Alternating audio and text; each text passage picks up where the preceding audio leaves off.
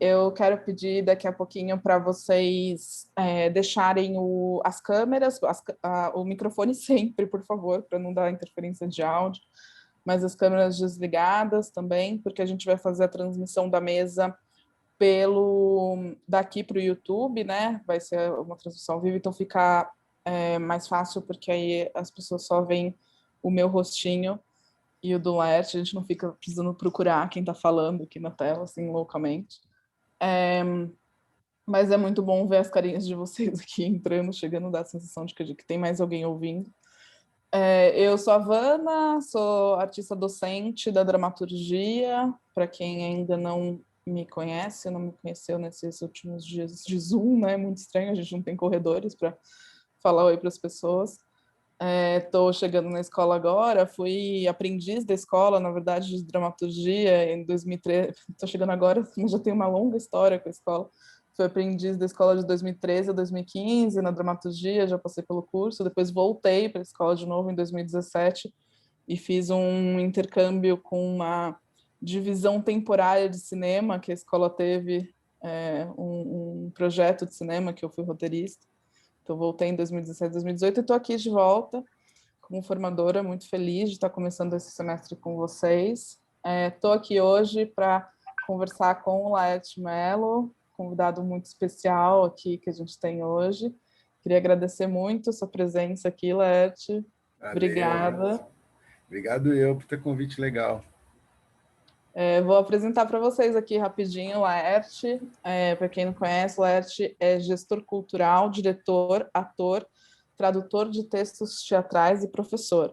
Atua como ator profissional desde 1994, tendo trabalhado em montagens como Num Dia Comum, de Covenbach, A Audiência, de Václav Havel, Shopping and Fucking, que é o nosso tema de hoje, do Mark Ravenhill, Ricardo III, com direção do Jô Soares, e Ânsia e Blasted, ambas de Sarah Kane.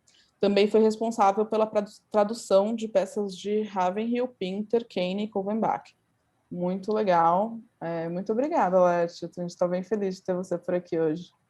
Obrigado eu, esse convite é muito gostoso, super obrigado, Johnny, Raulzão, que eu vi aí entrar, eu já sempre com um toque de palhaço, né, com o óculos todo torto, propositalmente, para aloprar um pouco. A pandemia quebrou.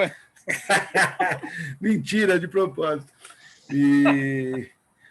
Então, vai ser um papo gostoso, assim, que vai levar a gente aí 20 anos, mais de 20 anos atrás, numa peça que eu adoro, que está na minha história, e acho que a gente vai curtir esse bate-papo aí. Legal. Eu queria dar 2 avisos. Primeiro, na verdade, um aviso bem burocrático para todo mundo que estiver acompanhando aqui pelo Zoom. O chat aqui já está aberto, né? Eu vi que já teve pessoas muito queridas e educadas dando boa tarde para a gente, obrigada. A gente vai deixar o chat aberto aqui durante toda a conversa. Se vocês tiverem alguma pergunta, eu vou pedir para vocês colocarem aqui o que vocês querem fazer a pergunta, porque eu acho que deu certo, como a gente fez em alguns dos dias aqui, agora já nem lembro qual mês, foram muitos, ao longo da semana, mas em que vocês entravam e falavam, né? Quem tinha uma pergunta entrava aqui, ligava seu microfone, ligava sua câmera e falava. Então, eu peço só para colocar aqui, eu tenho uma pergunta, e aí assim que der um tempinho, eu chamo, convido a pessoa que se inscreveu aqui pelo chat para poder fazer sua pergunta por voz mesmo. Acho que funciona melhor, é mais gostoso ver a cara de vocês, ouvir mesmo, tem mais algum tipo de calor humano. É esquisito, mas aqui nessa loucura do Zoom.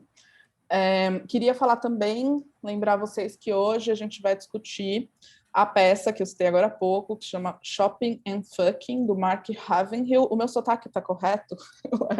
Tá. O Mark Ravenhill, que é Mark Ravenhill. Ravenhill. Exatamente. Que é a peça que é o nosso artista pedagogo do semestre, né? Então, só lembrando para todo mundo que a gente está começando esses estudos sobre os temas e os eixos, os materiais que vão nos orientar ao trabalho aqui nos experimentos ao longo do semestre, com as linhas de estudo. E o nosso tema principal aqui, a nossa questão principal do semestre, que a gente vem discutindo, é a obsolescência programada, que a gente já discutiu em 2 mesas muito legais anteontem, que foram super interessantes, com as pesquisadoras que vieram aqui falar um pouquinho para a gente.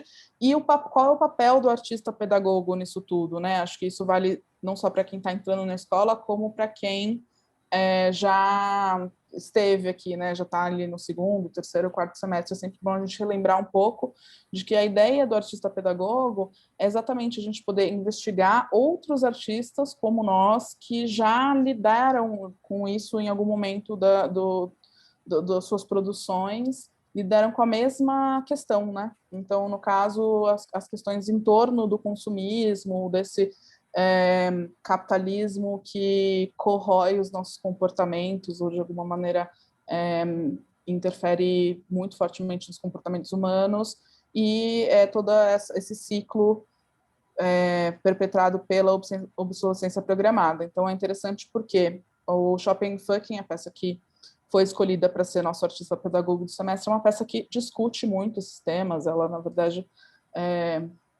a gente pode falar que ela realmente leva esses temas para um lugar ali de um radicalismo ético e estético, de alguma maneira, né? Então, a gente está aqui para discutir um pouco a peça a partir desse prisma, a partir dessa perspectiva. Então, sempre lembrando que não é exatamente um material de trabalho, no sentido de que a gente vai fazer algo nessa mesma linha estética ou alimentada nesse sentido, para a gente poder entender mesmo como já foi trabalhado por outros artistas. Aqui tem gente já perguntando sobre o texto, os aprendizes de dramaturgia já receberam, mas os outros aprendizes de outras linhas vão sim receber o texto. Acho que algumas linhas já receberam, outras acho que estão nesse processo de receber o texto para ser lido, de receber esses materiais, né? E todas as linhas vão ler o texto sim. A gente vai fazer uma conversa aqui que ela vai tentar, somos em 124 pessoas agora, então ela vai tentar passear aí entre a conversa introdutória, para quem ainda não teve contato com o texto, e a conversa que vai acrescentar alguma coisa para as pessoas que ou agora leram, participando da escola, ou já conheciam o trabalho desse texto, o trabalho desse dramaturgo, enfim. Bom, vamos começar então. Deixa eu só ver aqui. Tem algumas pessoas deixando seus nomes e linhas de curso aqui no chat, mas se vocês... Eu acho, se alguém da pedagogia quiser falar alguma coisa aqui, mas eu acho que vocês não precisam colocar para chamada e nada do tipo. Eu queria que vocês colocassem mesmo quando tiverem perguntas ou quiserem falar alguma coisa para a gente nesse sentido. Eu vou apresentar um pouquinho para vocês do texto, então, bem rapidamente, antes da gente entrar na conversa. O Shopping Fucking, ou como foi traduzido aqui no Brasil, comprando e fudendo, né, a tradução que a gente está trabalhando aqui em português. Ele pode ser descrito, comumente descrito como uma crítica ao mundo do consumo e da obsolescência programada, que é exatamente o tema aqui do nosso semestre. É um texto que estreou, é um texto britânico, né, de um dramaturgo britânico, que estreou em 1996 no Royal Court Theatre, em Londres, e, portanto, está comemorando o seu aniversário de 25 anos, ou um quarto de século, né? Então, já é uma peça que tem aí 2 décadas e meia de história. É a primeira peça longa, isso eu não sabia, me surpreendi, a primeira peça longa desse dramaturgo britânico, do Mark Ravenhill, a primeira peça que foi encenada, que é um dos expoentes de um movimento teatral que a gente pode chamar de In-Your-Face Theatre, que foi chamado de In-Your-Face Theatre, que é o mesmo movimento teatral de nomes como a Sarah Kane, por exemplo, que eu já citei aqui, porque já foi uma das dramaturgas traduzidas pelo Laerte. A ideia do In Your Face era a ideia desse teatro que quando vocês tiverem contato com o texto, ou quem já teve contato com o texto, vai perceber que é um teatro que trabalha com essa palavra crua, essa palavra que é quase jogada na cara do espectador, mas que mesmo assim, claro, tem um trabalho da palavra, tem uma elegância verbal ali, mas é uma crítica social crua acho que de alguma maneira unia os dramaturgos dessa geração. Ou seja, textos que trabalham com um grau de explicitação dessas críticas, né? Uma curiosidade interessante sobre o texto é que os nomes dos personagens foram tirados de 4 membros da banda pop Take That, que era uma banda que fazia muito sucesso na época, então já tem esse lugar assim que eu acho que é interessante da gente falar, porque eu acho que eu não reconheci quando eu li, né, que seria, mas era o público britânico daquela época faria essa leitura muito facilmente, entenderia que era ali uma paródia, uma sátira nesse sentido desses personagens da banda, dessas pessoas reais da banda que viraram os personagens, e eu acho que está dentro um pouco dessa crítica, dessa cultura do consumo, né?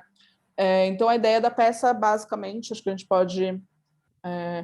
uma das chaves de leitura da peça é que ela fala um pouco sobre o que aconteceria se os códigos morais do consumismo, dessa sociedade de consumo, que é a sociedade que o dramaturgo está criticando, se sobrepusessem a todos os outros códigos morais da sociedade contemporânea. Assim, né? Então, a gente lida, aí depois o Laerte também vai conversar um pouquinho com a gente sobre isso, se esse também é o entendimento dele, mas a gente lida com um grupo de jovens ali que passam por relações que são reduzidas a relações mercantis, relações comerciais. Não sei se reduzido é uma palavra boa, porque também já tem um moralismo aí envolvido, mas são jovens que são colocados nesse lugar dessas relações mercantis comerciais. Então, a gente tem alguns personagens, né, que é o Mark, que é um viciado em recuperação, e aí é muito interessante como a peça faz isso, porque ele é um viciado mesmo, assim, ele não gosta muito de falar no que ele é viciado, porque ele é viciado basicamente em muitas coisas,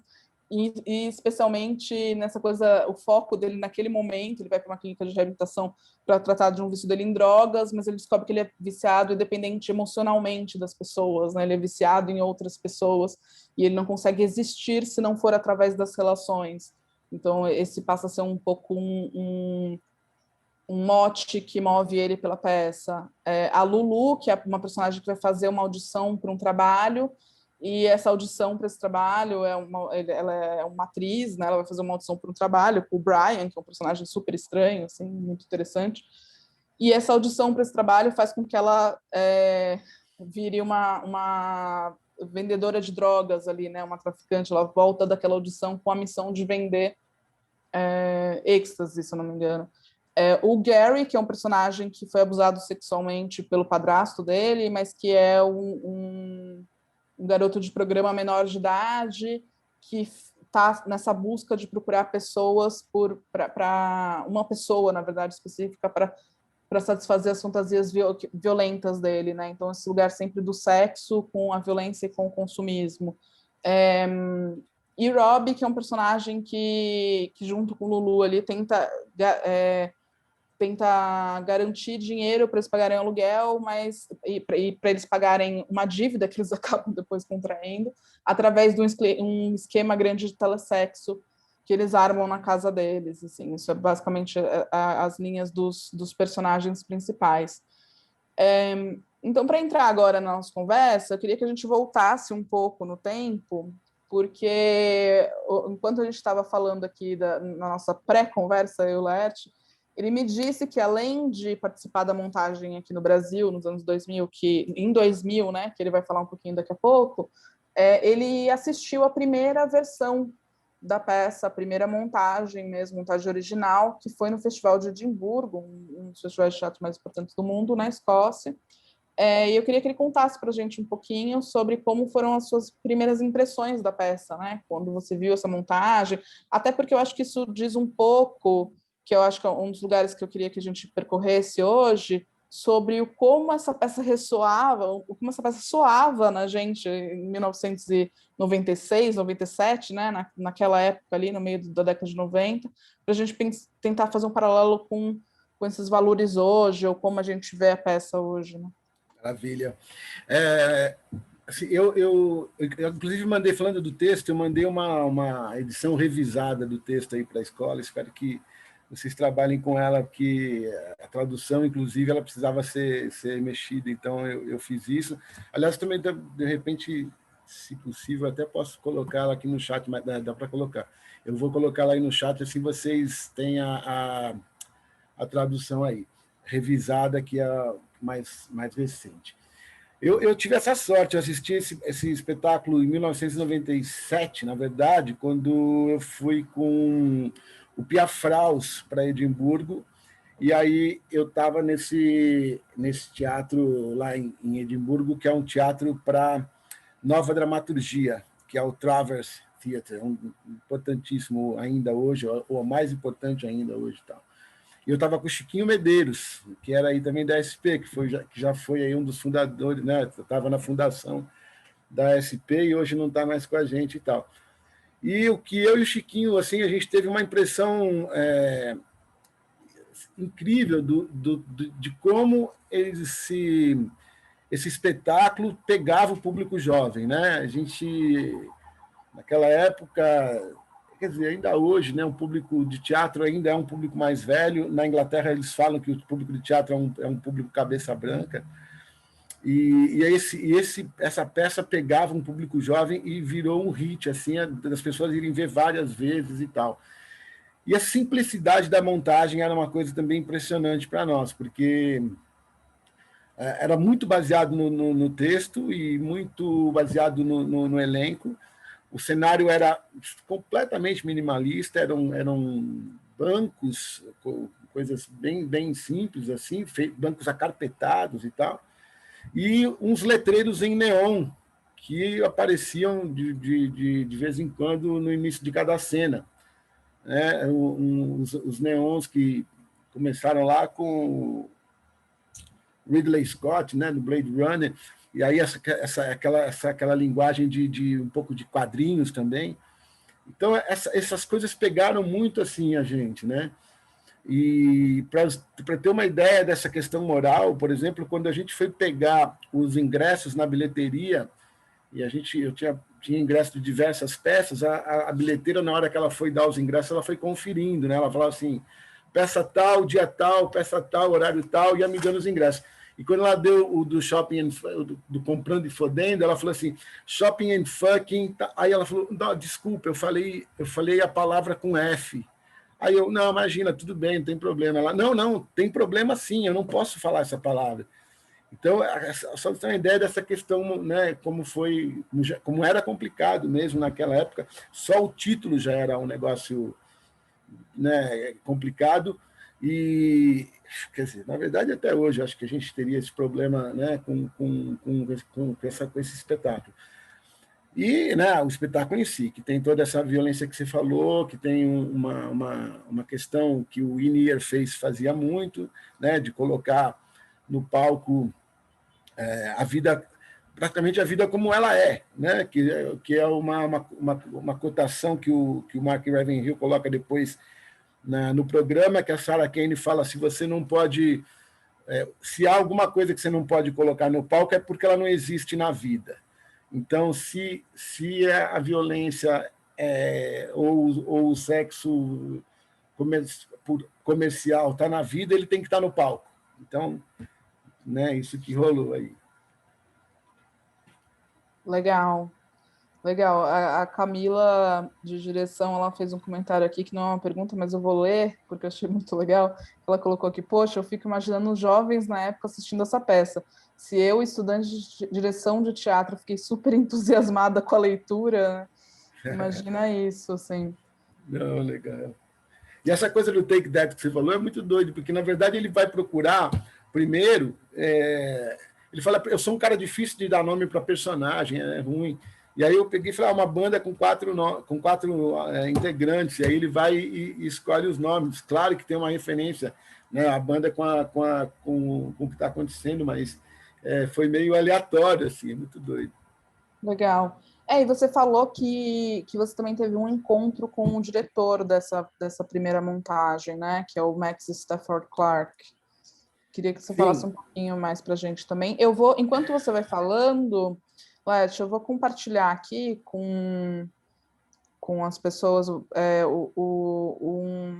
arquivo que tem algumas fotos da montagem, só para a gente dar uma olhada mesmo esteticamente, assim, são fotos antigas, né? Mas aí você já pode ir falando. Legal. O Raulzão falou aí, né? O Anão do Caralho Grande, por exemplo, na imprensa também não sai, saiu a letra C. E isso é uma, na verdade, na Inglaterra, tem uma lei, né? As coisas toda a divulgação de peça, divulgação de. Uma lei de 1889, muito louco. Diz que você não pode colocar palavrões, né? Então ele tem essa regra que você coloca o F só, ao invés de colocar a palavra fucking. Eu conheci o diretor da peça por outros meios, que não foi pela peça em si, é muito doido. O Max Stafford Clark é um diretor assim, extremamente importante, ele foi diretor do Royal Court, esse teatro que revela novos talentos da dramaturgia, e eu trabalhava também para um festival de teatro da cultura inglesa que eu trazia espetáculos, fazia curadoria e trazia espetáculos da Inglaterra para cá. E eu trouxe em 99 o Blue Cattle, que é uma peça da Carol Churchill, que era dirigida pelo Max Stafford Clark, e aí eu tive a oportunidade de conhecer ele e falar sobre o Shopping Funk, conversar muito sobre a peça em si. Depois ele voltou para cá com uma peça chamada Our Country is Good, de uma mulher chamada Timberlake Whittaker, um nome bem complicado. E o Max Stafford Clark era assim, apesar da super fama dele na Inglaterra, um cara muito acessível, muito generoso, que me ajudou demais na tradução da peça.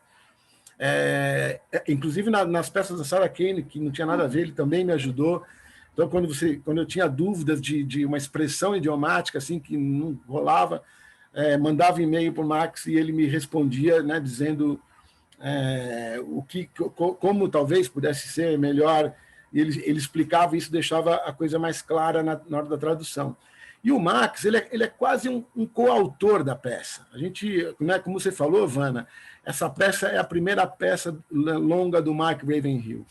O Max foi convidado para um festival de peças curtas, cenas de 10 minutos. E ele viu um negócio lá do Mark Ravenhill chamado Fist, né, que a gente sabe que é um termo, né, de uma forma de sexo e tal. Aí, ele virou para esse cara, dentre tantos que tinham lá, que ele viu várias cenas de 10 minutos, ele virou para o Mark Ravenhill e falou assim, eu gostaria de ler uma peça longa sua, você tem? Aí o Mark falou, eu tenho, eu te mando. Falou, me manda logo, né, porque senão passa. Aí o Mark chegou em casa e falou, bom, eu não tenho, eu menti que tinha, mas eu preciso ter, porque a chance de eu poder me comunicar com o Max Stafford Clark de novo, vai ser dificílima, né? De ele aceitar meu texto e tal. Aí ele pega e reescreve essa peça numa canetada assim e leva lá pro Max Stafford Clark. O nome da peça era Fucking Diana. O primeiro chega essa peça chamada Fucking Diana. Quem leu a peça vai entender melhor, porque, né, tem uma história contada o Mark conta uma história que ele comeu a Diana, né? E por isso era Fucking Diana. E aí de cara ele falou: puta, esse título vai ser complicado. A Diana, né, Lady Di ainda estava viva, tal. E fala: pô, vamos montar esse negócio. Só que é o seguinte, eu queria que você viesse para a gente para a sala de ensaio e a gente fizesse esse texto meio que junto com os atores. E foi assim que a peça foi sendo escrita. Foi sendo escrita junto com os atores ensaiando ela e, ao mesmo tempo, o Mark Ravenhill indo para casa e reescrevendo peças, né? E aí tem uma passagem também do Max com o Mark nesse momento, Max Stafford Clark com o Mark Ravenhill. Nessa época, sai um resultado de exame de AIDS do Mark Ravenhill. E ele meio que se desespera porque sai que ele era soro positivo. E o Max, tentando, né, fazer o Mark para manter o pique da coisa toda e tal. E o Mark começa a dar uma dispersada, faz uma festa de despedida, assim, entre os amigos, conta para o pai e para a mãe que era gay, que isso ele não tinha feito ainda na vida e tal.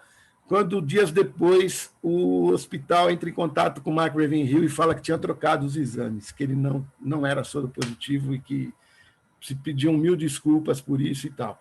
Quer dizer, então o Max é um cara que praticamente coescreveu, né? Ele e o elenco. Então, a importância do Max Stafford Clark na dramaturgia britânica é muito grande e nessa peça mais ainda, eu acho. Legal. Estou só dando uma olhadinha aqui de vez em quando para ver se alguém faz alguma pergunta ou comentário, mas acho que a gente pode falar um pouquinho também, então, de depois como foi a sua história com a peça na montagem brasileira, né? Aí a gente está falando de 96, 97, né? A peça estreou no Royal Court em 96, 97 você assistiu lá no Festival de Edimburgo, e aí em 2000 a peça estreia no Brasil, com essa versão já traduzida por você mesmo, né? E você como ator. Foi. Quando eu cheguei aqui, o Chiquinho, obviamente, queria fazer a peça também. Aí eu cheguei aqui, a gente não era o que é hoje, assim, que é fácil você achar um agente, aí esbate, vai atrás, tal. Não era nada disso, era mais complicado. Ainda mais um autor tão novo e tal.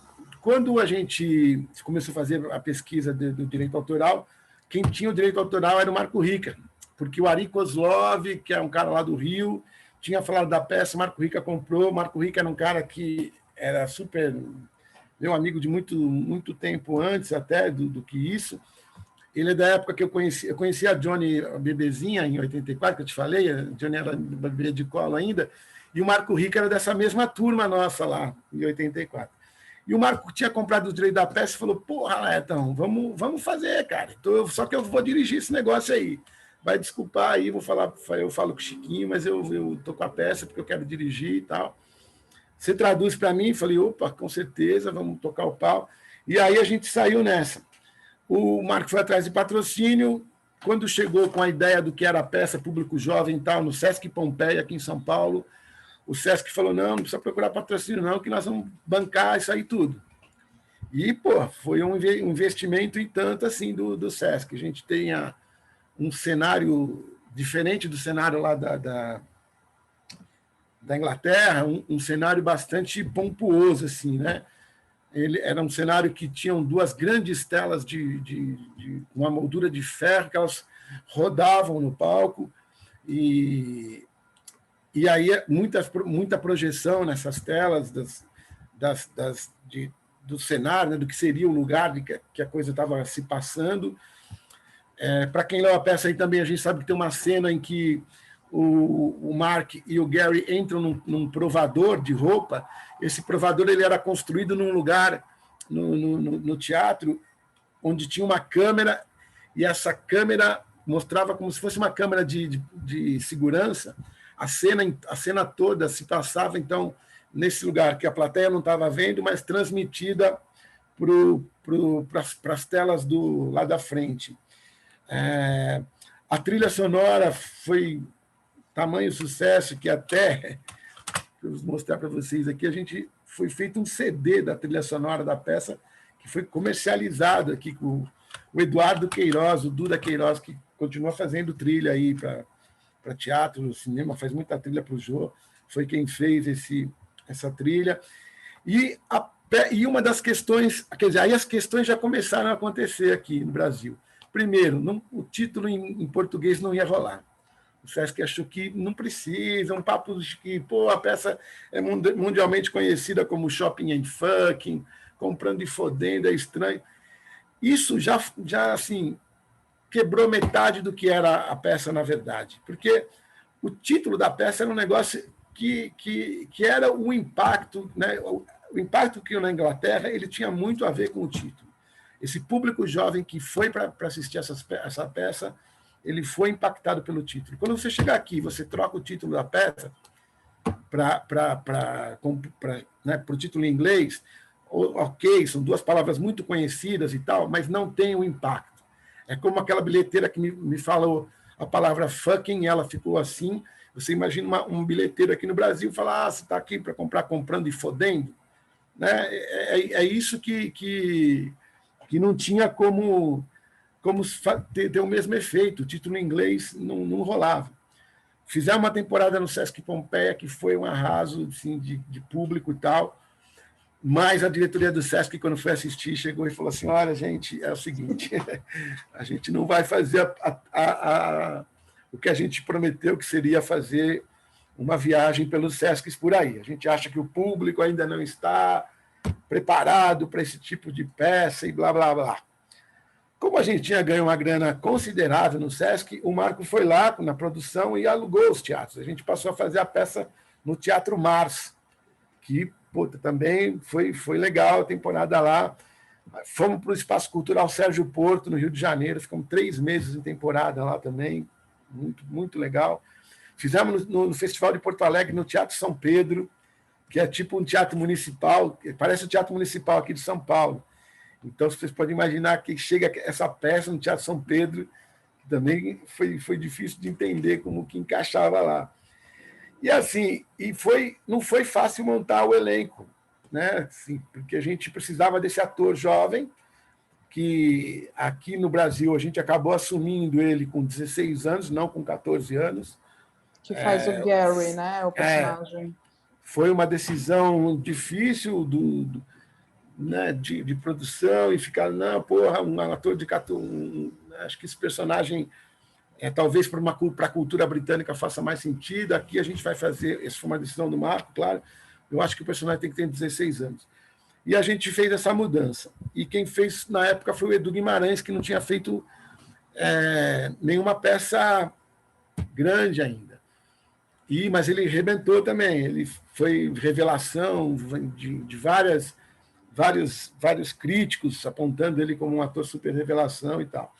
O Edu Guimarães também, que é o Gary, né, que vocês estão vendo aí na imagem, ele também conheceu o Max Stafford Clark num bate-papo que eu estava, e ele veio para apresentar o Max. Falei, Max, esse aqui é o cara que vai fazer o Gary. E o Edu Guimarães virou para o Max e perguntou: o que você acha que eu tenho? Você tem alguma dica? Se você fosse me dar uma dica, qual que você daria? O Max Stafford Clark virou para ele e falou assim: use sempre baby wipes no seu cu.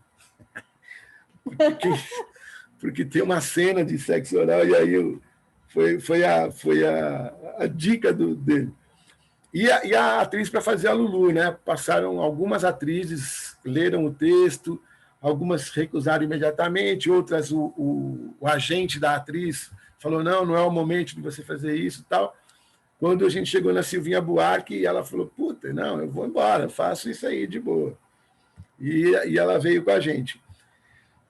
O Mark, que feito pelo Ricardo Blatt, também um pouco fora da idade, a gente, né, é uma decisão também do Marco, mas não é eu acho que não é um grande acerto essa mudança, mas tocou, fez maravilhosamente bem, né, acabou mudando a peça, ele mudou o personagem, puxou para a idade dele e foi fantástico de qualquer maneira. E para vocês terem uma ideia da repercussão que esse negócio rolou, o Caribé foi fazer revista G, né, para G Magazine. A gente virou assim um hit meio cool assim, naquela época, né? E até ganhamos dinheiro, o que não é fácil no teatro. Fizemos uma graninha lá que foi bem legal. Eu acho que isso dá uma noção aí, né, do que foi a repercussão da peça aqui no Brasil também. Sim, eu estou passando aqui algumas imagens. O Mark e o Gary, né, o Ricardo com o Edu fazendo. Olha como é que a imprensa, né, trazia o negócio: sexo, drogas e violência. Sucesso aqui, em São Paulo, estreia hoje no Rio. Foi quando foram para o Rio, né? Foi, que aí sai a Silvinha Buarque e entra a Ana Kutner, né? A Aninha, filha da Dina Sfati, do Paulo José, uma puta atriz também, vira e mexe, está em cartaz aqui em São Paulo com a peça dela, Passarinho, e que mandou super bem. É ótimo esse olho, né? Que fala de jovens sem perspectiva. A escolha de palavras também é muito interessante, né? Sim, sim. Legal, deixa eu... Bom, na verdade eu já vou mostrar agora. Deixa eu voltar aqui, porque aí o último set de imagens aqui que eu trouxe para a gente ver é o set de imagens da montagem mais recente da peça em Londres, porque como a gente falou aqui no começo, foi um texto de 1996, isso quer dizer que em 2016 ele completou 20 anos, né? Está completando 25 agora, mas em 2016 completou 20 anos, e aí esse teatro aqui fez uma montagem comemorativa de 20 anos em Londres também, com algumas imagens que a gente conseguiu trazer aqui, tudo bem colorido e bem pop, né? Nessa imagem aqui. Tem algumas mensagens aqui. Primeiro eu queria dizer que as legendas de Raul Barreto para esta mesa estão maravilhosas. Eu não sei se você está escrevendo isso com alguma intenção cômica, mas estou dando muita risada. E alguém pediu aqui, perguntaram quem fez o cenário da montagem brasileira.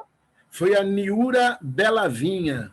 Niura Bellavinha, que é uma artista plástica lá do Rio de Janeiro, na época... na época ela fez a Bienal aqui de São Paulo. Eu vou escrever aqui no chat o nome dela. Bellavinha. E pessoa incrível. O Edésio Aragão, que é o nosso artista docente de sonoplastia, pediu se você poderia disponibilizar a trilha sonora do Duda Queiroz para a gente. Vou ver como é que eu faço isso. Talvez o Duda tenha ela digital. Eu vou ver, vou sim, deixa comigo. Seria super legal. Eu mando de algum jeito aí para a produção. Ótimo. Bom, acho que a gente podia falar um pouquinho, então, voltar um pouquinho para esse lugar posicionado da peça dentro da dramaturgia britânica e do próprio Mark Ravenhill, porque a gente falou sobre, no comecinho, eu apresentei mencionando ali bem de leve, né, esse movimento que é o Interface Theatre, né, que é um movimento de jovens autores britânicos ali dos anos 90. Eu sei que você já teve um pouco contato com alguns outros deles e provavelmente teve bastante contato com o movimento por conta até do seu trabalho na cultura inglesa, e eu queria saber se você podia falar um pouquinho para a gente sobre como é a cara desse movimento, assim, quais as reverberações dele na época, e se você enxerga reverberações dele no teatro atual mesmo que seja no teatro britânico atual. Queria que você falasse um pouquinho disso. Maravilha. Enquanto isso, eu coloquei no chat aí o texto atualizado, revisado. Perfeito. Bom, o Interface Theatre, só para vocês terem uma ideia, ele é um ponto de virada na dramaturgia britânica, assim, né? Se diz que na década de 50, um cara chamado John Osborne escreveu Look Back in Anger, que dali para frente mudou a dramaturgia britânica, né? Começaram a aparecer personagens que não eram aristocratas. E o Interface ele passa a colocar a realidade crua e nua aí no tal do... eles estão pedindo o nome do movimento, você coloca aí. Legal. Né? Então, ele é um momento histórico no teatro, esse movimento. Né? Ele traz uma valorização da nova dramaturgia britânica, porque o britânico trata o teatro não só culturalmente, né? Trata como um negócio. Ele pensa, o teatro gera muita grana para a Grã-Bretanha, né? Eu tenho, daqui a pouco eu vou ver se eu acho esses números. Então gera muito dinheiro para a Grã-Bretanha. Quando essa grana começa a se estabilizar, eles adoram achar alguma outra coisa que possa fazer um movimento crescer. Isso assim, é um pensamento porque move uma indústria e muita gente empregada e tal. Então, esse movimento vem, né, o Interface, e começa a trazer um público jovem para o teatro, um público jovem, eles falam, vamos colocar dinheiro nesse negócio. Então, o que acontece? Vários teatros que eram menores começam a receber subsídio para que essa nova dramaturgia comece a aparecer mais. Dane-se que ela está colocando coisas que os conservadores acham que são pesadas demais, né? Porque o importante nesse momento para essas pessoas que estão lidando economicamente com a coisa é esse público que vai crescer. E isso faz com que mude bastante o teatro britânico. Essa coisa do teatro dominado pelo cabeça branca começa a mudar muito. Inclusive, o sistema de venda de ingressos muda tanto que, assim, o teatro ele tem o costume na Inglaterra de os ingressos terminarem com muita antecedência, né? As pessoas compram ingressos com muita antecedência. Nessa virada de século, né? Porque foi virada de década também, 95 para 2000, era surpreendente como os ingressos eram comprados na hora, porque o público jovem está acostumado que nem o cinema. Para eles era a mesma coisa, eles iam no cinema e compram ingresso na hora para ver. Então, sempre eles tinham um certo medo que as produções demoravam para ter certeza de que eles estavam fazendo um sucesso, né? Porque era isso, os caras compram ingresso na hora. Então, mudou assim historicamente o teatro, esse movimento. E reverbera até hoje, porque esses autores estão lá ainda. Né? É lógico que eles não chocam mais como eles chocaram naquela época, porque naquela época também eles não escreveram com a intenção de chocar. Mas são autores que, muitos deles mantêm esse arrojo e experimento na escrita, e alguns estão nas séries. São roteiristas de série que a gente vê aí, são roteiristas de filme de Hollywood, entendeu? Então, isso virou mesmo, não foi um movimento que aconteceu ali e ficou lá para trás. Os autores continuaram trabalhando e a nova dramaturgia passou a ser valorizada de novo. E o que é mais legal, né, com o apoio muito grande dos velhos, porque a primeira peça que chocou muito foi o Detonados, né, que é o Blaster, da Sarah Kane, que veio um pouquinho antes. Ela foi destruída pela crítica, mas o Harold Pinter, o Edward Bond, né, o Pinter vivo ainda naquela época, obviamente, o Edward Bond, eles escrevem sobre a peça logo na sequência dos críticos, aí os críticos ficam com o pé atrás, falam, puta, acho que fizemos merda. E o Mark Ravenhill, ele fala, porque o Mark Ravenhill também adora a Sarah Kane, né? Ele fala que ela fez a cama para ele, porque ele acha que se ele tivesse vindo com o Shocking Fucking antes do Blaster, do Detonados, ele teria sido bombardeado de uma forma pela crítica também que podia ter custado para ele de outro jeito, que talvez ele não tivesse a estabilidade que a Sarah tinha. Então, esse movimento é muito, muito importante. É interessante mesmo essa discussão, porque eu imagino ali, né, Blasta de uma peça que tem muitas rupturas, inclusive estruturais, né?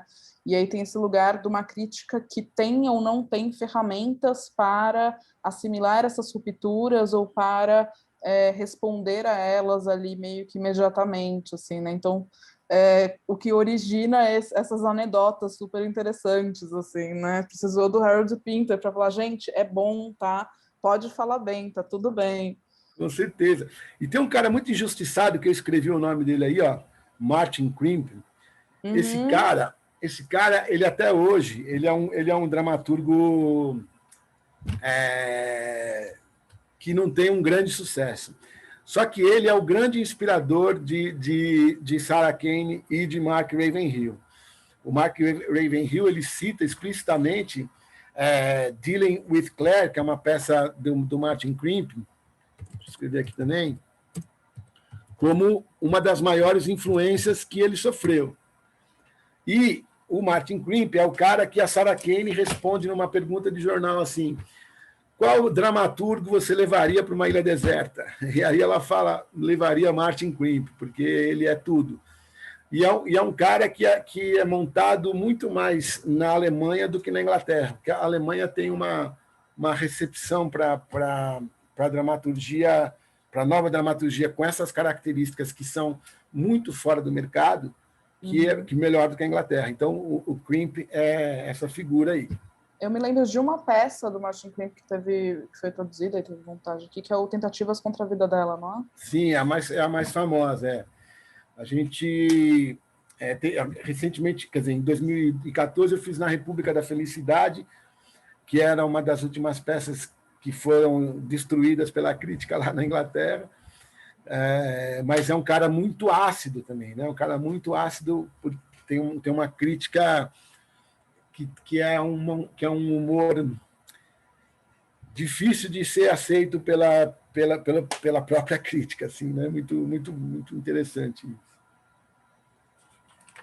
Legal, muito legal.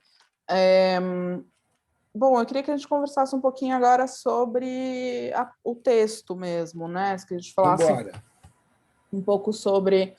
a gente vai acabar caindo muito em vários spoilers aqui, para quem não leu ainda, mas está tudo muito bem, porque o objetivo não é exatamente ter surpresas, mas a gente já pode conseguir fazer aí uma cama introdutória também para os temas e para as relações abordadas na peça. A gente tem basicamente, ao longo da peça, 2 núcleos, né, que se tocam e que surgem, na verdade, de uma coisa só ali. Tem um primeiro núcleo, que é o Mark, o Rob e a Lulu, né, que o Rob e a Lulu são do Mark, né, o Mark comprou os dois, então eles vivem dentro dessa relação mercantilizada aí, desse trisal que surgiu, nem sei se dá para falar, um trisal é uma palavra muito contemporânea para... E é legal você ter falado isso só nessa relação, porque vai ser importante quando o cara lê a peça pela primeira vez, das metáforas, né? Essa questão de ter comprado, né? A peça praticamente abre com essa história dele. Conta como foi que a gente chegou, que ele conta uma história que ele comprou os dois, né? Que é uma super metáfora, na verdade. Né? Aquilo não é exatamente assim que aconteceu, mas e é um trisal, porque Rob e Lulu eram um casal, e aí Mark chega e eles passam a ter um relacionamento a 3, né? Sim. E aí, a partir daí... Só que quando a gente encontra eles ali nesse relacionamento, eles estão se rompendo, né? Então, essa era a estase da peça ali até aquele momento, né? Aquele mundo comum, o que estava acontecendo antes da narrativa começar. E aí, a partir daí, esse equilíbrio desequilibrado está se rompendo, porque o Mark decide que ele precisa se tratar dos vícios dele em substâncias. Então, ele fala que ele vai embora e que ele vai se internar, né? E aí, então, a partir daí, a gente tem o núcleo que fica aí, né? O Rob e a Lulu, e que vão partir numa jornada, e depois a gente vai se configurar um outro núcleo do Mark e do Gary, né? Então, eu queria que a gente falasse um pouquinho disso, acho que começando com o Mark, pode ser? Não sei para onde você quer começar. Claro, o Mark porque assim, eu acho que tem uns... rótulo é uma palavra ruim, mas quando você vai dizer, você até já colocou, o Mark é um junkie dependente, ele é um dependente emocional e um junkie, né? E ele chega nessa relação, e era uma relação que parecia ser muito mais para cima. Quando o Mark chega, essa relação ela fica mais depressiva. Então, a gente tem um primeiro conflito de personagem aí que fica claro que a Lulu ela não é totalmente satisfeita com esse relacionamento, mas ela aceita porque se o Mark vai embora, o Rob pode ir junto, e aí ela fica sozinha. Quando o Mark vem e fala, não, eu vou embora porque eu preciso me tratar dessa dependência, que aí, no fim, né, demora até ele falar que não, eu quero ir embora com a dependência emocional. Né? A Lulu, ela praticamente facilita, né? Ela vai facilitando as coisas para o Mark ir. Ela começa pedindo para ele não ir e tal, não sei o quê, mas ela vai facilitando, porque ela vê que com esse discurso do Mark, o Rob não vai atrás. Né? Então, e isso já desencadeia, né, uma nova relação de Rob e Lulu. Né? O Rob, o bissexual, né? Assim, o personagem com isso. A Lulu é essa mulher que busca harmonizar toda a relação, ela sempre tenta consertar as merdas que os homens fazem. Ela provê a comida desses caras, seja lá, né? Não é cozinhando, mas comprando as comidas prontas, os potes de noodles, os salgadinhos da Elma Chips, essas coisas todas que essa é meio que essa alimentação deles aí. E sempre nessa chave aí, né, desse fácil, desse rápido, que gera um pouco esse superficial, né? Tem uma parte que ela fala das comidas que eu acho ótimo, que ela fala, antigamente você tinha que conquistar uma civilização para conseguir a comida deles, mas agora você pode pedir comida chinesa, indonésia, tá muito fácil, então come, tipo, é tão fácil assim, come, porque o outro não tá querendo comer, assim. Exatamente, essa fala é clássica, assim, da peça, né?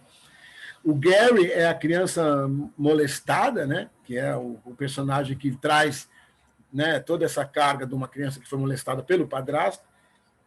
Ele foge de casa com 14 anos e só tem a prostituição como meio de vida, né? Então, esse é a característica dele. E o Brian é o político que rouba pelo bem-estar da família, né? Uma espécie de Don Corleone, que é um paizão, que é um educador, que preza pela educação dos filhos. Então, que tenta educar esses jovens dizendo, primeiro você ganha o dinheiro, depois você vai viver, né? Aquela coisa do eu só vou viver depois dos 40, depois que me aposentar, a vida eu tenho que estar, o começo da vida é só para eu me fuder e pensar no dinheiro, no dinheiro, no dinheiro. E ele é um cara que não tem escrúpulos, mas é um cara que é super carismático, né? Como é o Don Corleone no Poderoso Chefão. Tem uma série que eu sempre gosto de citar, agora esqueci, de mafioso, que a gente vê aquele cara que é um criminoso terrível sendo Falaram de Sopranos. O Sopranos, exatamente, Rodrigo. Valeu, Rodrigo. É isso aí, o Sopranos. Então, é esse cara. Então, ele logo, né, mostra como são esses personagens e, né, da forma... Com todo esse autoritarismo professoral, assim, dele, sim, não? Eu enxergo muito isso nesse personagem, pelo menos. Extremamente violento, né? Extremamente violento. O vídeo que ele traz para mostrar como que o que ele faz com as pessoas que enganam ele é um cara sendo serrado por uma motosserra. Tem um vídeo e ele fala, assista esse vídeo aqui para ver o que aconteceu, né? Como é que essa pessoa mudou de comportamento depois que roubou parte da droga que eu vendo. Aí liga o vídeo, é uma serra elétrica cortando o braço do cara. Então, e ele, né, fica tocado, puxa vida, né, que coisa terrível, ter que fazer isso, mas a pessoa aprende e tal, é sempre... E é muito legal isso que você falou do vídeo, né, porque isso é um procedimento dentro do texto, assim, né, e aparece em três momentos diferentes, ele trazendo vídeos para mostrar para os outros personagens, assim. Eu acho uma das coisas mais incríveis o jeito como esse personagem é apresentado, o personagem do Brian, assim, porque é ele contando o Rei Leão, não é? Exatamente. Para Lulu, esse personagem que o Léo está descrevendo aqui, para quem não leu, então imagina esse mafioso mesmo, numa sutileza, assim, contando para Lulu, para outra personagem, o filme O Rei Leão. E ele está contando o quanto ele se emocionou, e quais são as cenas preferidas dele, como é lindo esse momento em que o filho se olha no riacho e reconhece o pai, e aí você está pensando num Mufasa ali. É maravilhoso. É genial. E essa cena, a Lulu, supostamente ela está num teste para comercial e esse Brian é o cara que dirigiria o comercial. E aí ele vai, né, falando dessa emoção, que é a emoção que ele quer passar e tal. E a Lulu, antes disso, ele né, a cena começa, a gente não vê, mas antes disso ele tinha perguntado se ela sabe de um filme que ele quer contar para ela. E ela, obviamente, sabe do Rei Leão, mas ela fala que não. Mas só que ela está ansiosa e ele vai contando o filme e ela completa, ela fala coisas que ele ainda não falou sobre o filme. Aí ele fica perguntando, mas você não viu esse filme mesmo? Ela, não vi e tal. E aí tem uma coisa do moralismo que eu acho maravilhoso nesse personagem, que é o Brian, muito filho da puta, fala assim, agora vamos gravar um pouco nesse teste, tira essa jaqueta, tira a blusa, para ela ficar com os seios nus. Aí ela fica recusando um tempo fazer isso, mas ela não tem nenhum problema, na verdade, em colocar os seios nus. O problema dela é que ela está com sanduíches que ela roubou, que estão dentro dessa bolsa, esses sanduíches que são vendidos prontos, né? Ela roubou de loja de conveniência e está com o negócio lá dentro. Então, parece, no início, que tem uma coisa moralista dela, não vou mostrar o seio e tal, mas não é. É uma pegadinha bem legal na peça.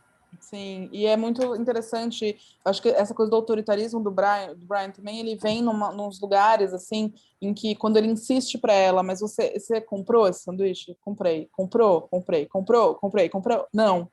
Tipo, é sempre esse lugar, esse jogo de ele vai perguntando até a pessoa revelar a verdade, assim, né, também.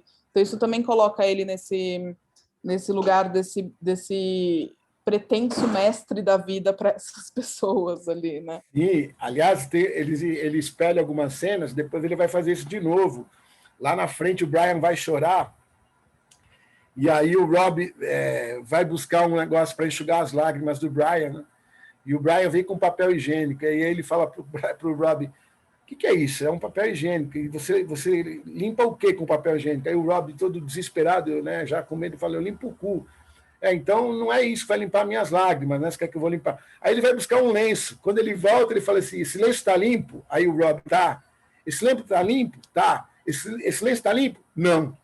Ele repete essa forma de. Muito bom, muito bom. É muito legal. Esse lugar dessa violência que não é uma violência explícita do físico, né? Ou que é super mafioso, assim mesmo. Você descreveu super bem com esse termo mafioso, assim, é muito interessante.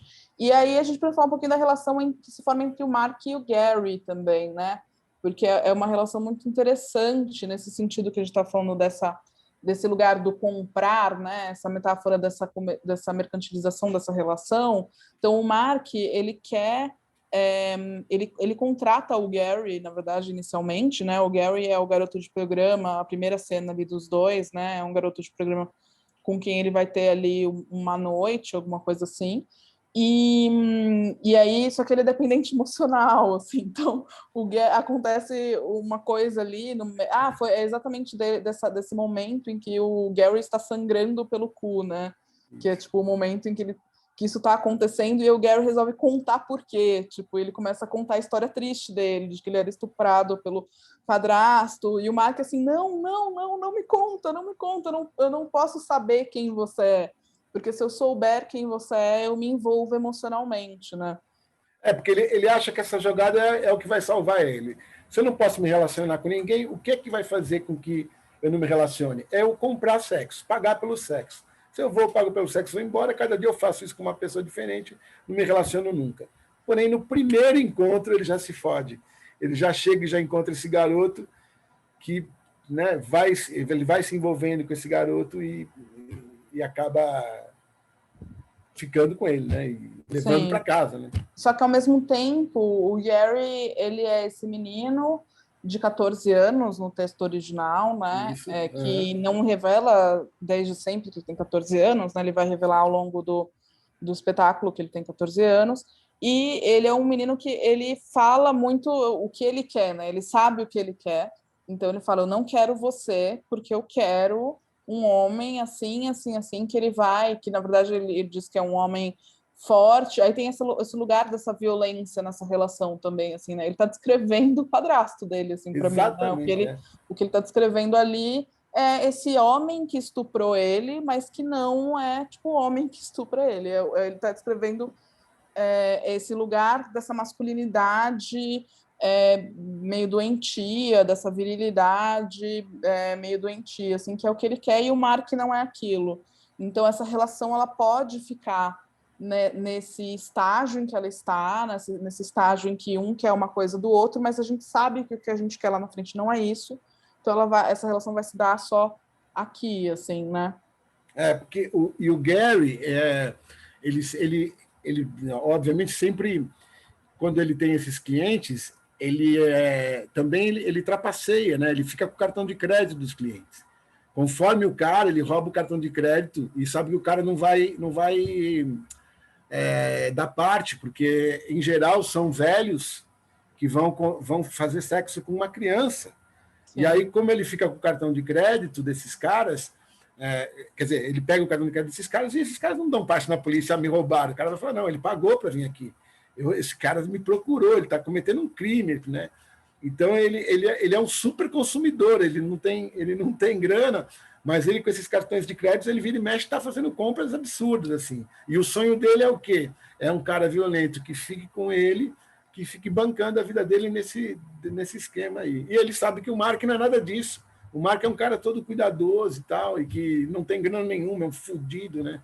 Sim. E é interessante isso, né? Como o Mark está nesse processo de reinvenção, ou pelo menos o que ele gostaria que fosse um processo de reinvenção dele, né? Esse processo ali de cura, de, enfim, se livrar dessa dependência.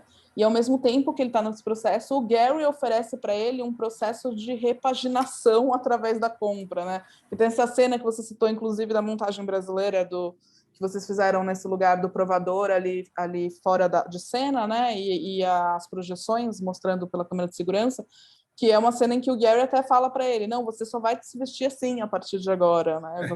Esse é o seu novo eu. Tem esse lugar de oferecer essa redenção, essa cura através dessa compra, né? Dessa mercantilização da relação. A Camila, que é uma aprendiz de direção do Verge, colocou aqui que ela acha que essa parte do Gary causa uma revolta, assim, é um momento que pelo menos impressionou muito ela, assim, que a verdade nua e crua, como é mostrada no texto, causa muito impacto. Se dá uma respirada para continuar prosseguindo com a leitura, né? Para poder prosseguir com a leitura. Com certeza. Porque tem uma revelação muito importante nessa daí, que é uma outra colocação que é louca no texto. Os adultos do texto são sempre uns filhos da puta. Porque se você vai ver, o Brian é um cara que, né, violento, que acaba explorando o Rob e a Lulu. O Gary tinha esse padrasto, né, que fazia isso, fez com ele.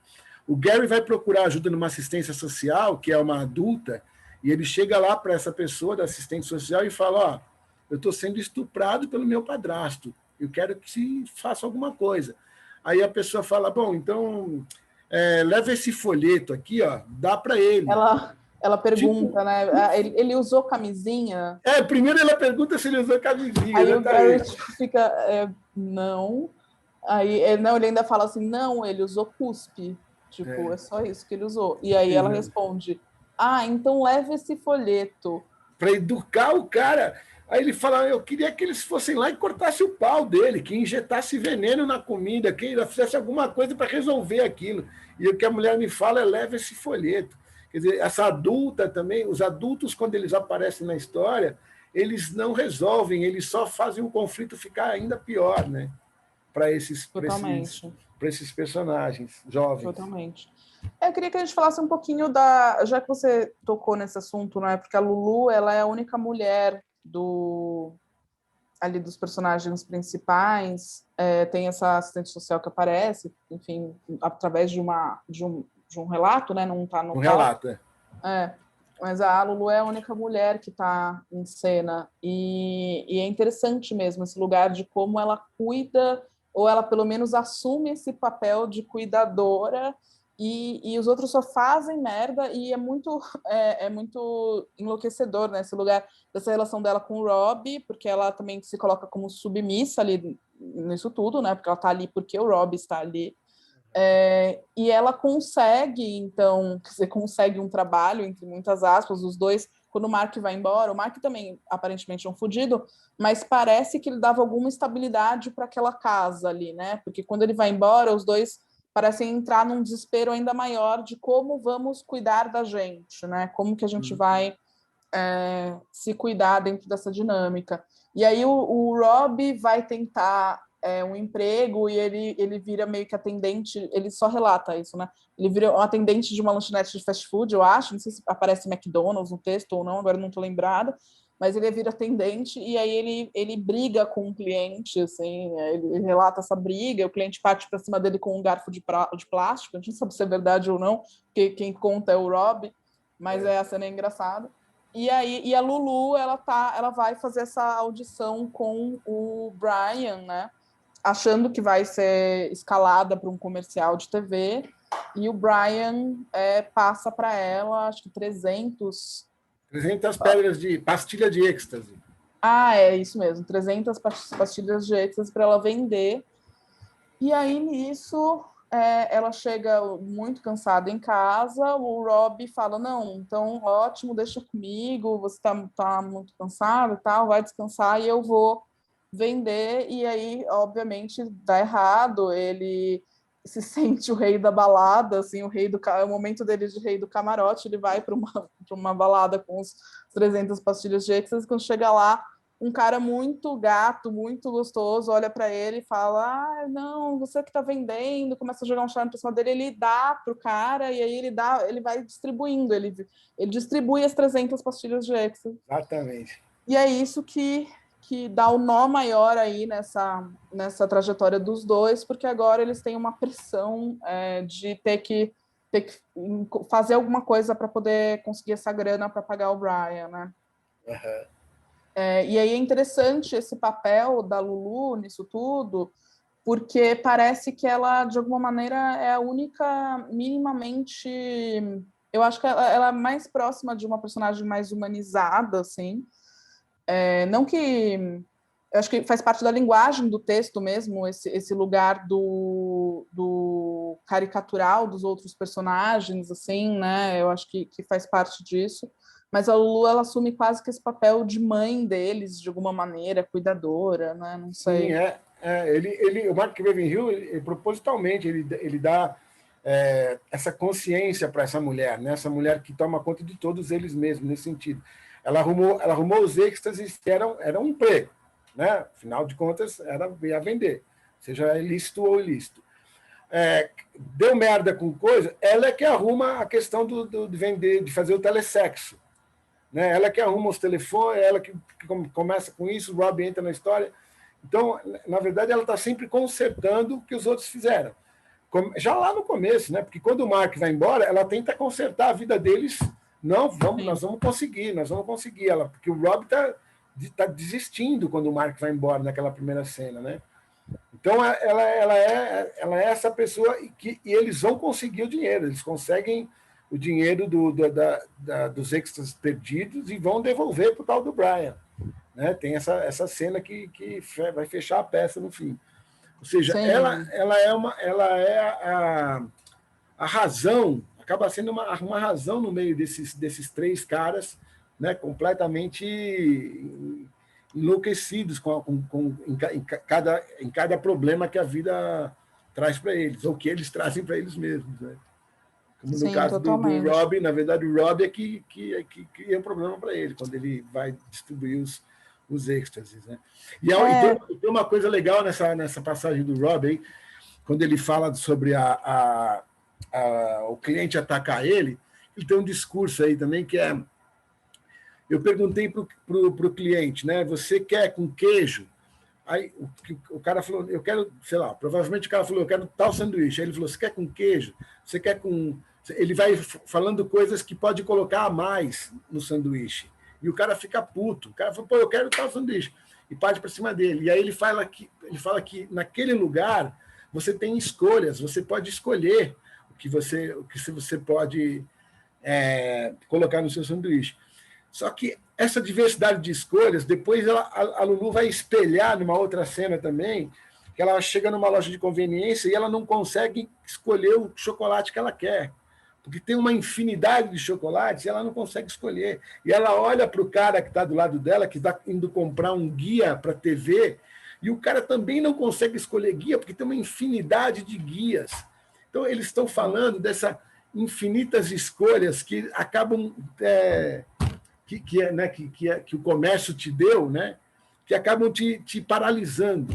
É muito Sim. legal é essa metáfora. interessante, isso me lembrou muito de uma outra passagem do texto em que o Rob diz, acho que é o Rob que diz pro Gary, quando já estão os quatro personagens juntos ali em cena, que é mais para o final do espetáculo, em que ele fala que nada existe, só as histórias existem, e existiam histórias que davam conta de tudo, tem alguma coisa nesse sentido no texto, né?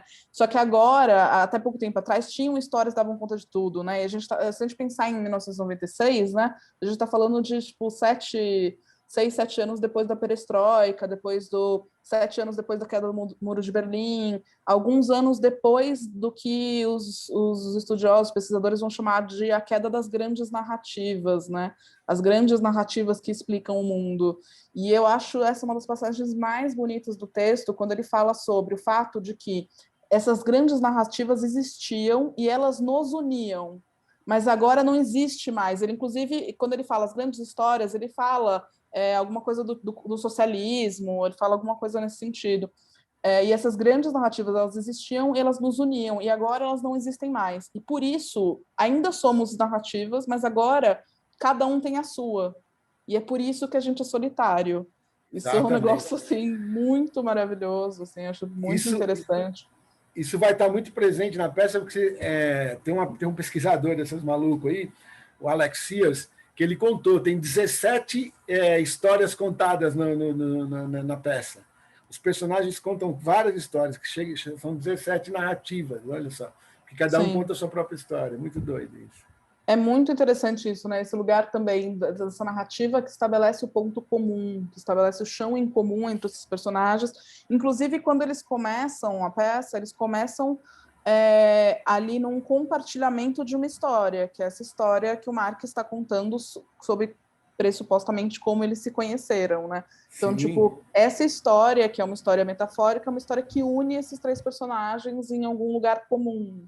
E é através dela que esses 3 personagens conseguem estabelecer uma dinâmica, né?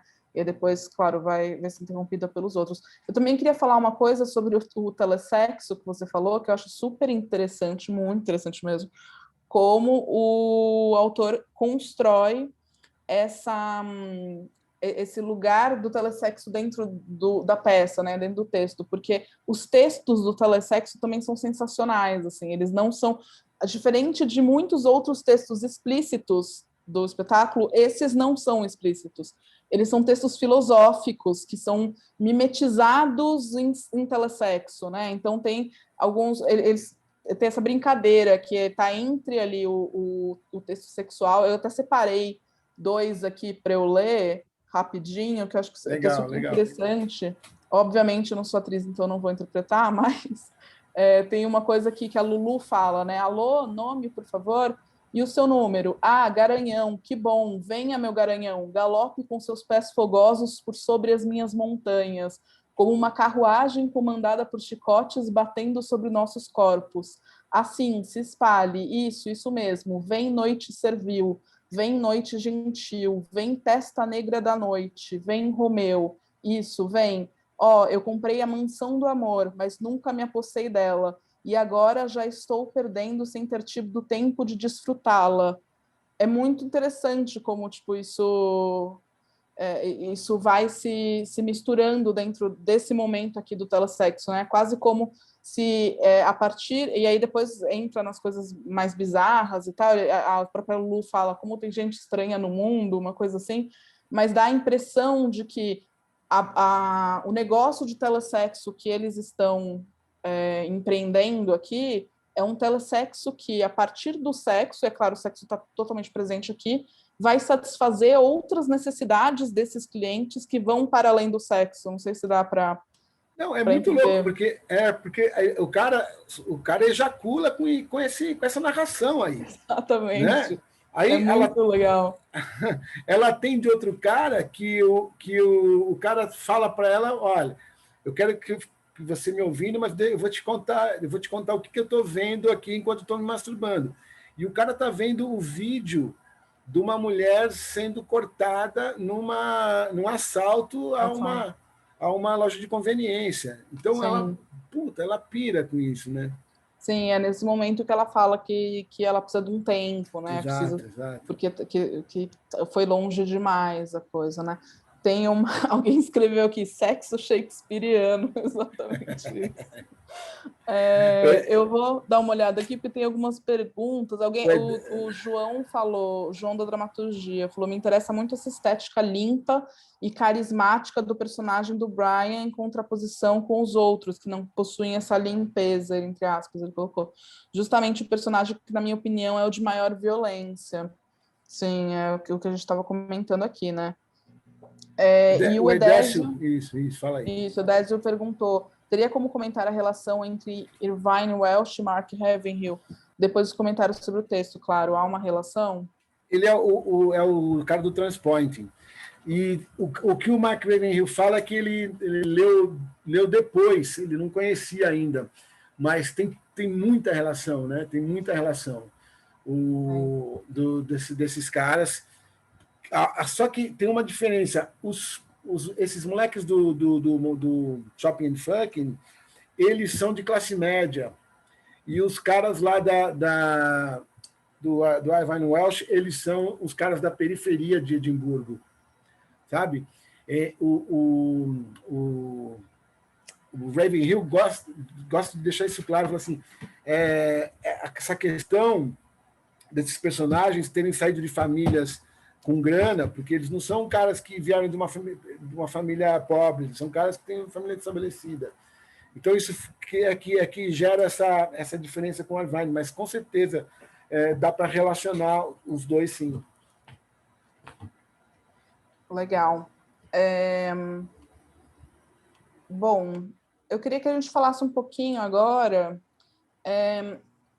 sobre essa ideia mesmo do personagem em conflito, né? Porque a gente, um pouco rapidamente, assim, porque também agora a gente já está indo para ficando com o tempo um pouco mais escasso, mas a gente, aqui dentro do módulo verde, na SP, como eu tinha comentado com você, Laerte, a gente está estudando, vai começar a estudar o eixo que é o eixo do personagem em conflito, né? Os outros eixos da SP são narratividade, performatividade, outros eixos do teatro.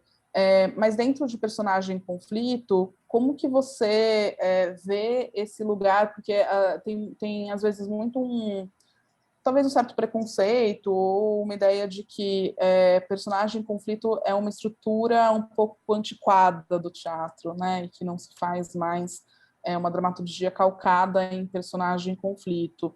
A gente pode ver, apesar de ter 25 anos, né, a gente pode ver na própria dramaturgia do Mark Ravenhill que o personagem de conflito está ali, mas tem uma estrutura bastante diferente do que a gente poderia pensar que seria uma estrutura dramática clássica, né? As coisas, elas, inclusive, de progressão de acontecimentos, né? As coisas, elas quase que ficam ali patinando no mesmo lugar, não tem uma progressão tão forte, exceto pelo eixo ali não protagonizado, mas comandado um pouco pelo Brian. Eu queria que você falasse um pouco sobre isso para a gente, assim, o que você acha dessa relação dessa dramaturgia britânica com o personagem de conflito. Eu vou começar falando do que o próprio Mark Ravenhill fala. Olha só, ele tem uma ideia diferente. Ele acha que a peça até é um pouco tradicional no sentido de estrutura dramatúrgica, porque ele fala que os conflitos estão muito entre personagem e personagem e personagem ambiente, né? Com o meio ambiente. Mas que as cenas elas são muito dependentes das cenas anteriores. Os conflitos gerados, os acontecimentos das cenas anteriores geram muito a cena seguinte. E isso ele acredita ser uma dramaturgia mais clássica, assim. E que ele naquele momento, ele não tinha essa formação, né? Então, ele vai fazendo isso meio porque Max Stafford Clark também fala, olha, aqui a gente precisa disso, aqui a gente precisa daquilo. Inclusive, ele fala assim, como a cena da Lulu, do telefone, foi resolvida pela atriz. Ela que virou e falou assim, pô, vamos desligar os telefones para eu poder fazer, para gerar essa conversa com o Rob. Então, ele vê uma coisa mais tradicional nessa questão de personagem em conflito. Eu acho vocês trazerem essa peça para esse modo, eu acho super legal, porque acho que tem muito a ver com esse encadeamento de cenas que os conflitos vão gerando, né? E eu concordo com você que as coisas não saem do lugar, elas patinam, mas elas pioram. Eu acho que assim vão ficando cada vez pior, a situação vai ficando cada vez pior, né? Não resolve uma coisa e já vem outra, e não resolve uma coisa e já vem outra, né? Então é muito as ações dos personagens são muito fortes no desencadear de um acontecimento para o outro. Sim, sabe? Eu mas acho o final da peça é um final que eu acho que, claro, né, ele paga a ideia de personagem ali. Se a gente comparar com outras peças do Interface, aí ela realmente vira uma peça clássica, né? Tipo o Blaster. Se a gente comparar com o próprio Piscina Sem Água, do Mark Ravenhill, que é outra peça que eu gosto muito. Nossa, muito. Uhum. Ela é uma peça que realmente vai muito para esse lugar do personagem de conflito mesmo. Mas a cena... Não, na verdade, nem é a cena final. A cena final é entre o Brian, a Lulu e o Rob, né? E o Mark vendo, né? O Mark só Aí o Mark quieto. vendo, exatamente.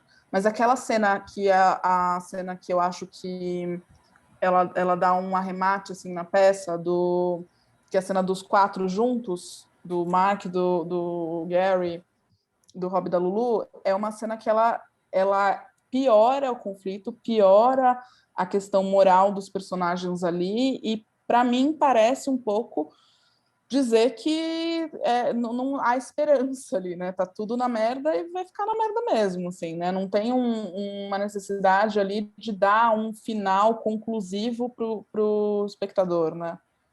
Ele chama essa cena de o clímax. Sim. Essa cena é o clímax da peça.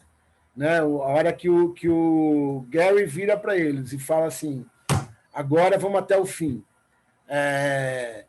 Eu quero que vocês me fodam, mas fodam como ele me fodia, com algo que me machuque. Supostamente, eles matam o cara nesse negócio, porque eles vão até o fundo. E olha só o que ele acha da peça, que a peça tem um final feliz. Porque os 3 personagens, olha só que loucura, eles recebem o dinheiro do Brian, né? Eles venderam o dinheiro, ganharam o dinheiro no telefone, vão lá, dão o dinheiro para o Brian devolve o dinheiro para eles, o Mark volta para casa, a relação entre os 3 termina numa super harmonia, porque ela ela e o Rob alimentando o Mark. Ele fala assim, a harmonia que a gente viu lá, que a gente acha que aconteceu na êxtase da peça, um pouco antes dele propor a separação, ela se retoma no fim. O bandidão vai embora, não ameaça mais eles e fala, ainda só o dinheiro é de vocês. Então tem essa doideira assim, do que ele acha que ele escreve, sabe? É muito acho muito interessante. É interessante, né, pensar isso do ponto de vista dos personagens. É um final feliz mesmo, né? Porque os personagens eles se metem em coisas horríveis, mas eles conseguem sair dessas coisas horríveis e conseguem retomar uma certa previsibilidade do dia a dia deles, volta para uma certa estase mesmo. Mas o que isso está dizendo bom, aí acho que cada público vai receber isso de uma maneira diferente, mas me parece que fica um pouco nesse lugar do não existe saída para essa dinâmica, né? Como se a dinâmica, a gente até ao longo da semana falou um pouco dessa ideia de como a obsolescência programada e o capitalismo afetam as relações, né? Eu acho que, sim, isso a gente já sabia há um tempo, Bauman falou isso muito bem, e agora, na nossa dinâmica social, a gente sabe que isso é realmente um fato.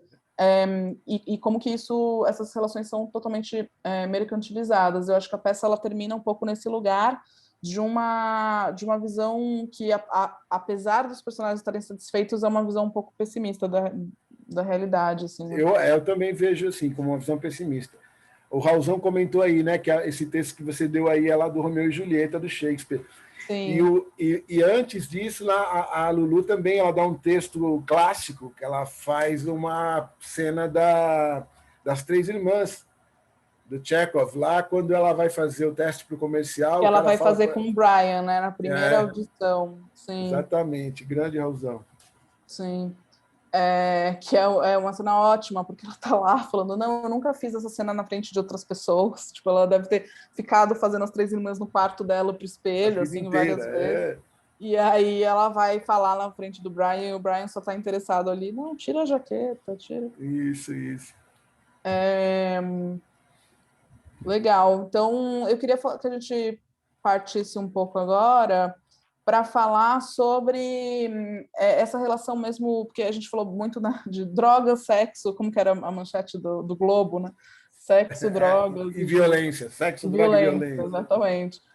Mas a gente está muito nesse... Aqui, na SP, a peça também nos interessa bastante pelo ponto de vista do consumismo, né? Mesmo dessa obsolescência programada, desse lugar.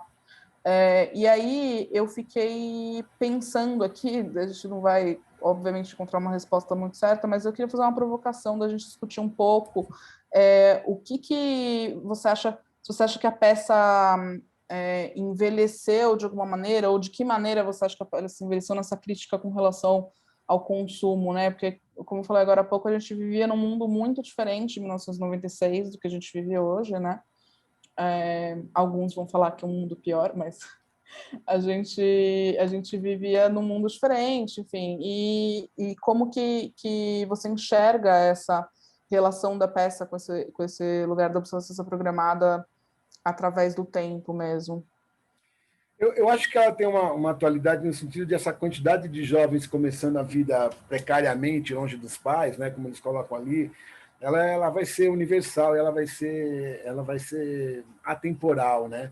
Se dispondo a qualquer tipo de trabalho, né? A gente que lida com escola de teatro, eu dou aula lá no Célia Helena, a gente vê o quanto de gente vem do interior, vem de cidades de outros estados para estudar aqui, e quanto essas pessoas, né, sofrem, moram com muitas outras, com outras pessoas, e o tanto de coisas que precisam fazer para se manter e tal.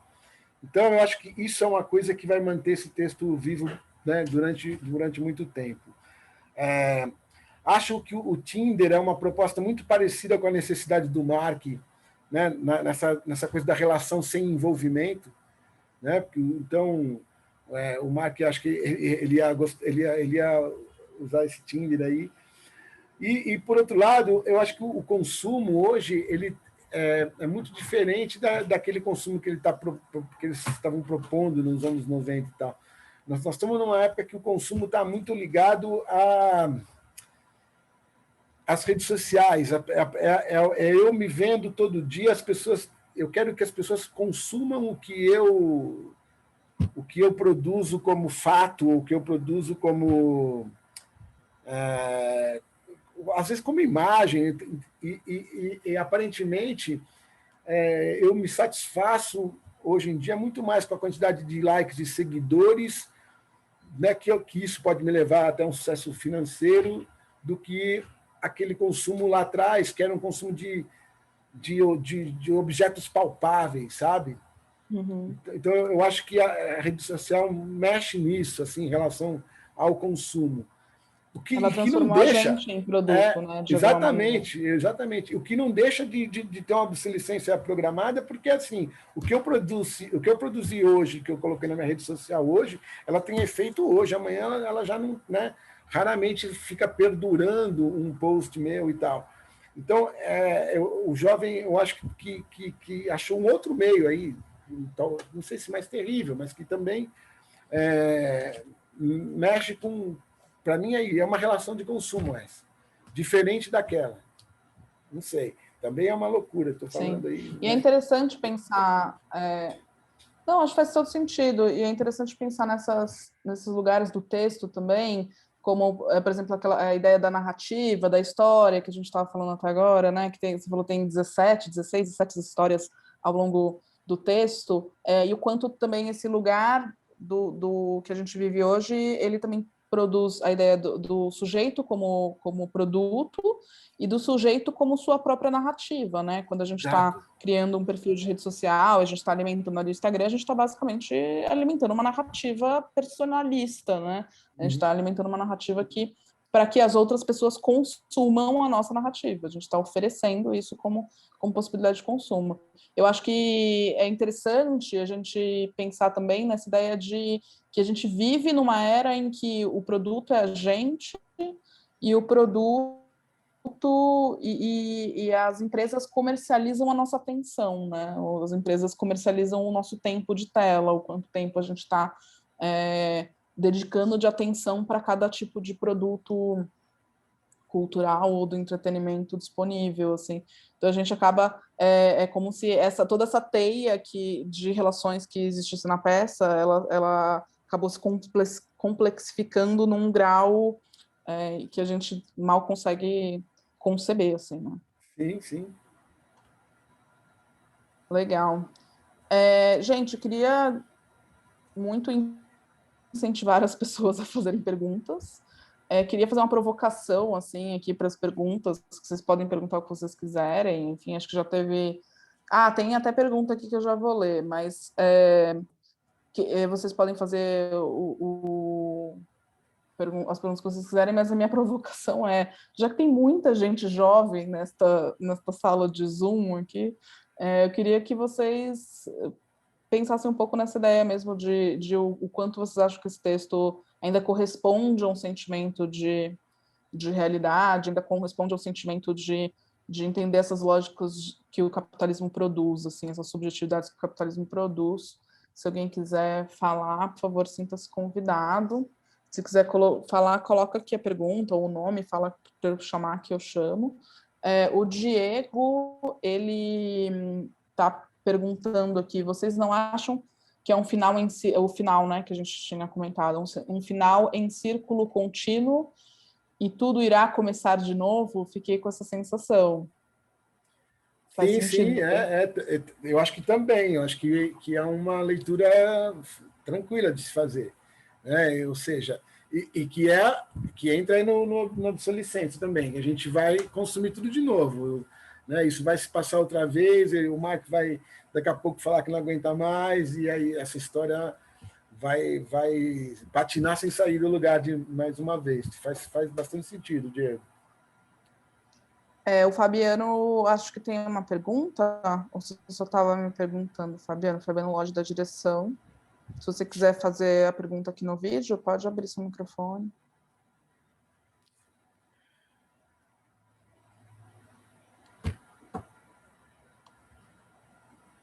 Oi.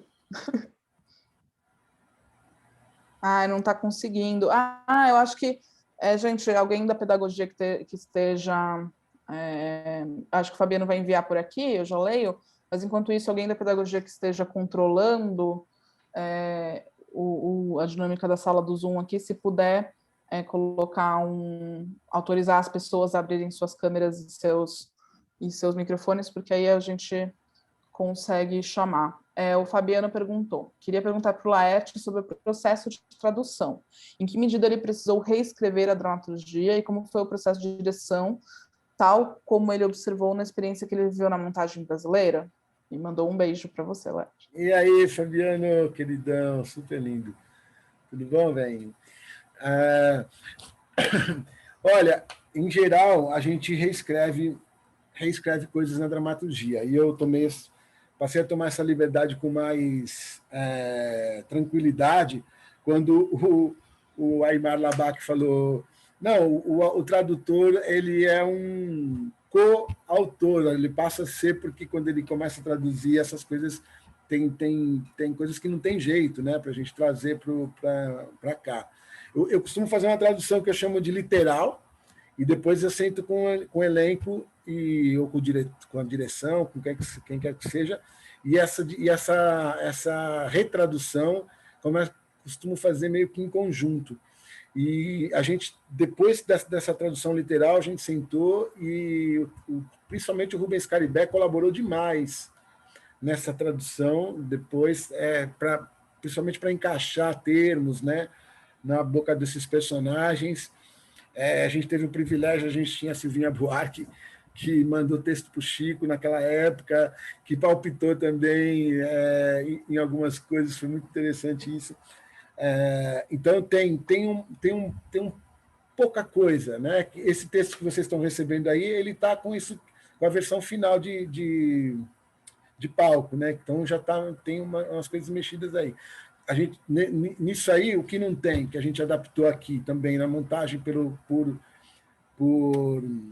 opção do Marco Rica, que eu já falei que a gente aumentou a idade para 16 anos, e a gente mudou o nome das personagens não, do que se contava a história. Então, ele não trepava com a Lady Di nem com a Feg.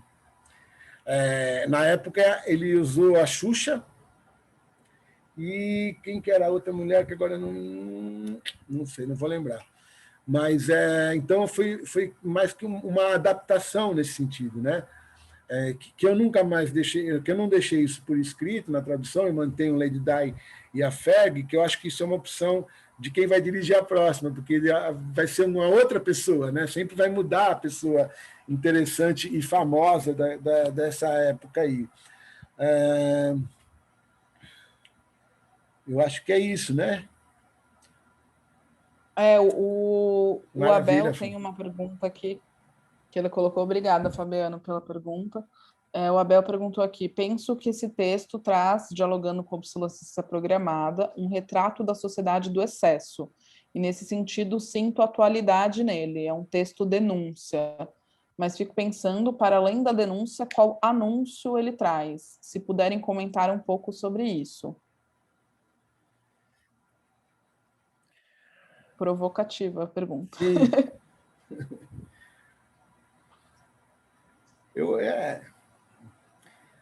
Eu acho que tem essa questão do eu ter que fazer qualquer coisa pela minha sobrevivência num mundo que hoje ainda pior por causa da pandemia, e aqui ao que as pessoas precisam, principalmente o jovem, claro, ao que eles precisam se dispor para que tenham uma vida ligeiramente digna. Eu acho que isso é uma questão muito forte assim nesse sentido. Não sei. Sim, sim.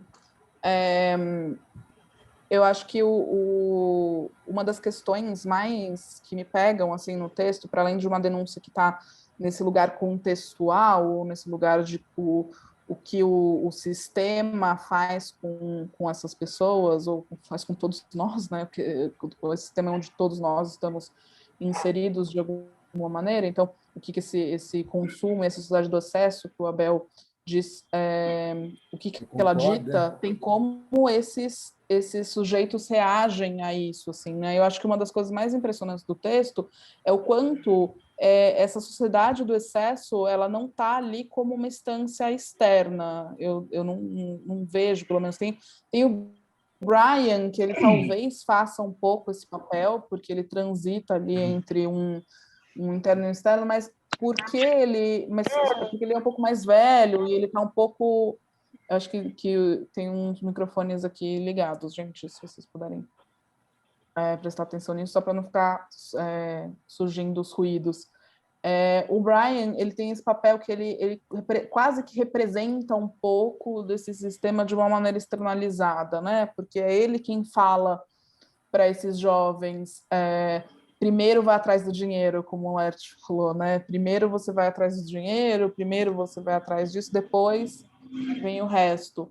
Mas, de alguma maneira, eu acho que toda essa sociedade do excesso que a gente fala aqui, ela não está externalizada no texto, ela está totalmente internalizada. Aí eu me lembro um pouco do que fala aquele filósofo sul-coreano que alguém citou aqui ao longo da semana, que é o Byung-Chul Han, eu acho, eu não lembro o nome dele, não sei pronunciar, mas é o filósofo da Sociedade do Cansaço, né, que é um livro que ficou mais do que famoso aí na sociologia uns anos atrás, em que ele fala sobre esse processo da sociedade contemporânea nas últimas décadas, que é o processo de superar o modelo, que é um modelo mais do faça alguma coisa, né? Um modelo mais autoritário de a gente precisa de uma instância superior à nossa que nos explore, para o modelo essa instância não precisa mais existir, somos nós mesmos que exploramos a nossa própria força de trabalho, a nossa própria subjetividade, assim. Não existe a ideia do capitalismo perfeito, é a ideia que abole em essência o patrão, no sentido de abolir, não precisa ter mais a figura do patrão, para que o patrão esteja dentro de todo mundo, né? Para que a gente possa explorar a gente mesmo, assim.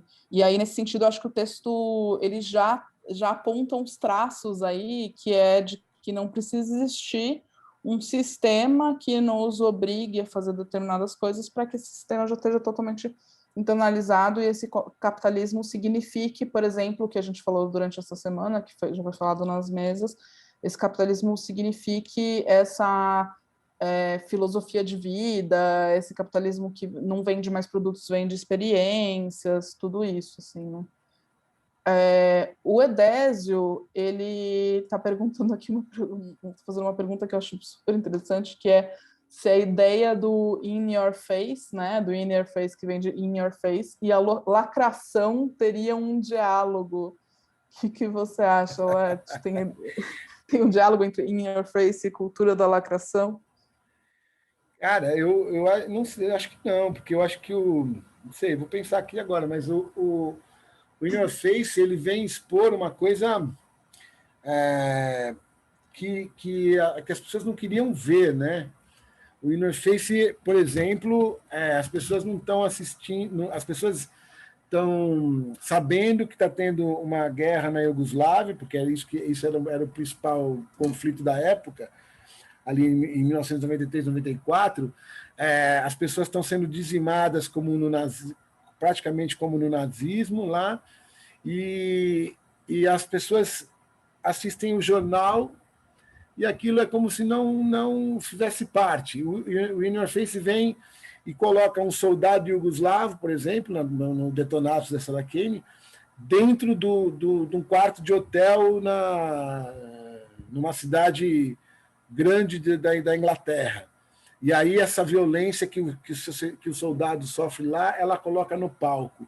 Então ela fala, então, isso aqui é o que está acontecendo, que vocês não estão vendo. O Mark Ravenhill pega esse garoto que é estuprado pelo padrasto, de forma violentíssima, com uma faca, e aí ela coloca ele no palco e ele fala para os caras, vocês têm aí alguma coisa para me estuprar como ele fazia? Vocês têm um saca-rolha, um negócio assim? Coloca isso no palco. Então, eu acho que é mais...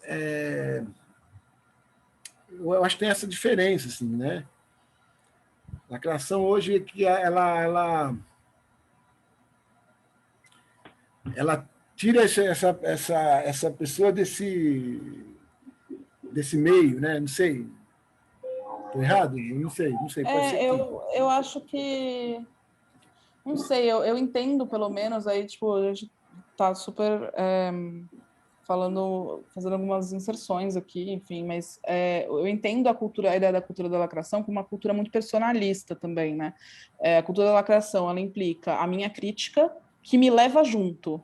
É quase como eu critico, Entendi. mas eu me coloco muito nessa crítica, porque é importante que você saiba que eu estou criticando, porque a cultura da lacração me parece algo muito próprio dessa sociedade narcisista em que a gente vive, em que tudo é eu, então ao lacrar, eu estou ali, de alguma maneira, me colocando junto com essa crítica, porque eu estou também exercendo um momento ali de quase, autoestima é muito diferente disso, mas de vaidade, né? Quase que um momento de vaidade, né, nessa dinâmica toda. Acho que não existe lacração sem vaidade. Quando a gente fala do In Your Face, eu associo muito mais com esse lugar um pouco de denúncia política. É claro que a gente está falando de artistas, né? Então não é possível que não existisse vaidade ali, mas é uma cultura política que não é a cultura que precisa ir à crítica desde que ela me leve junto, né? Tipo, é uma crítica social e política ao que está acontecendo. Ela vai acabar promovendo esses artistas de alguma maneira a outra coisa, mas também era uma dinâmica muito diferente, um mundo muito diferente, né? Um mundo em que a internet não existia, era um mundo que prescinde dessas dinâmicas mesmo. Pelo menos é o que eu consigo pensar agora. Acho que faz sentido também. E aí, gente, mais perguntas? A gente já está bem chegando na reta final mesmo, mas ainda dá tempo para uma questão, se alguém tiver ou quiser fazer um comentário, se quiser fazer uma sessão, algum comentário sobre isso que a gente falou até agora.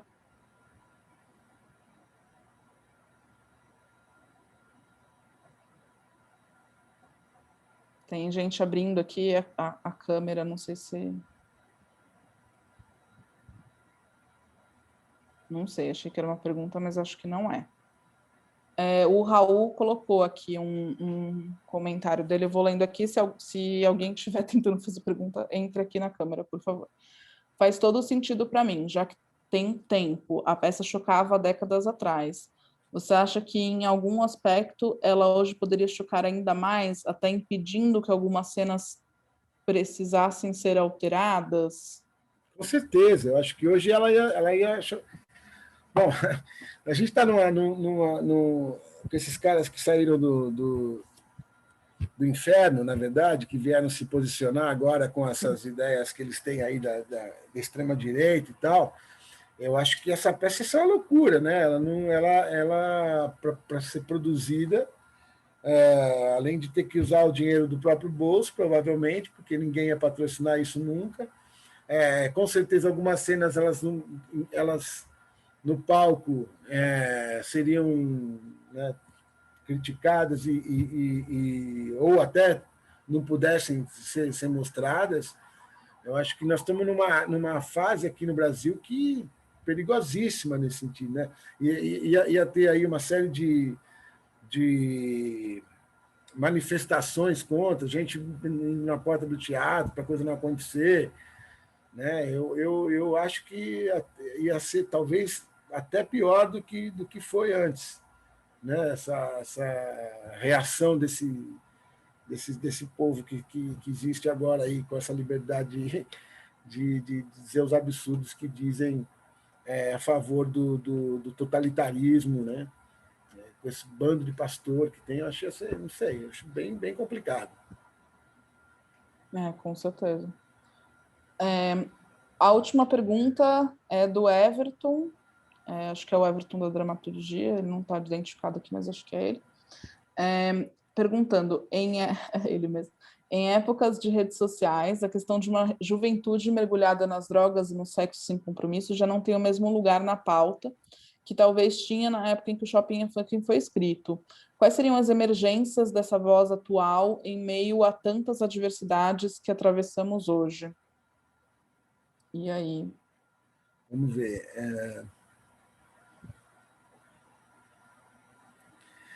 Então, mas será? Eu não sei. Será que a gente não tem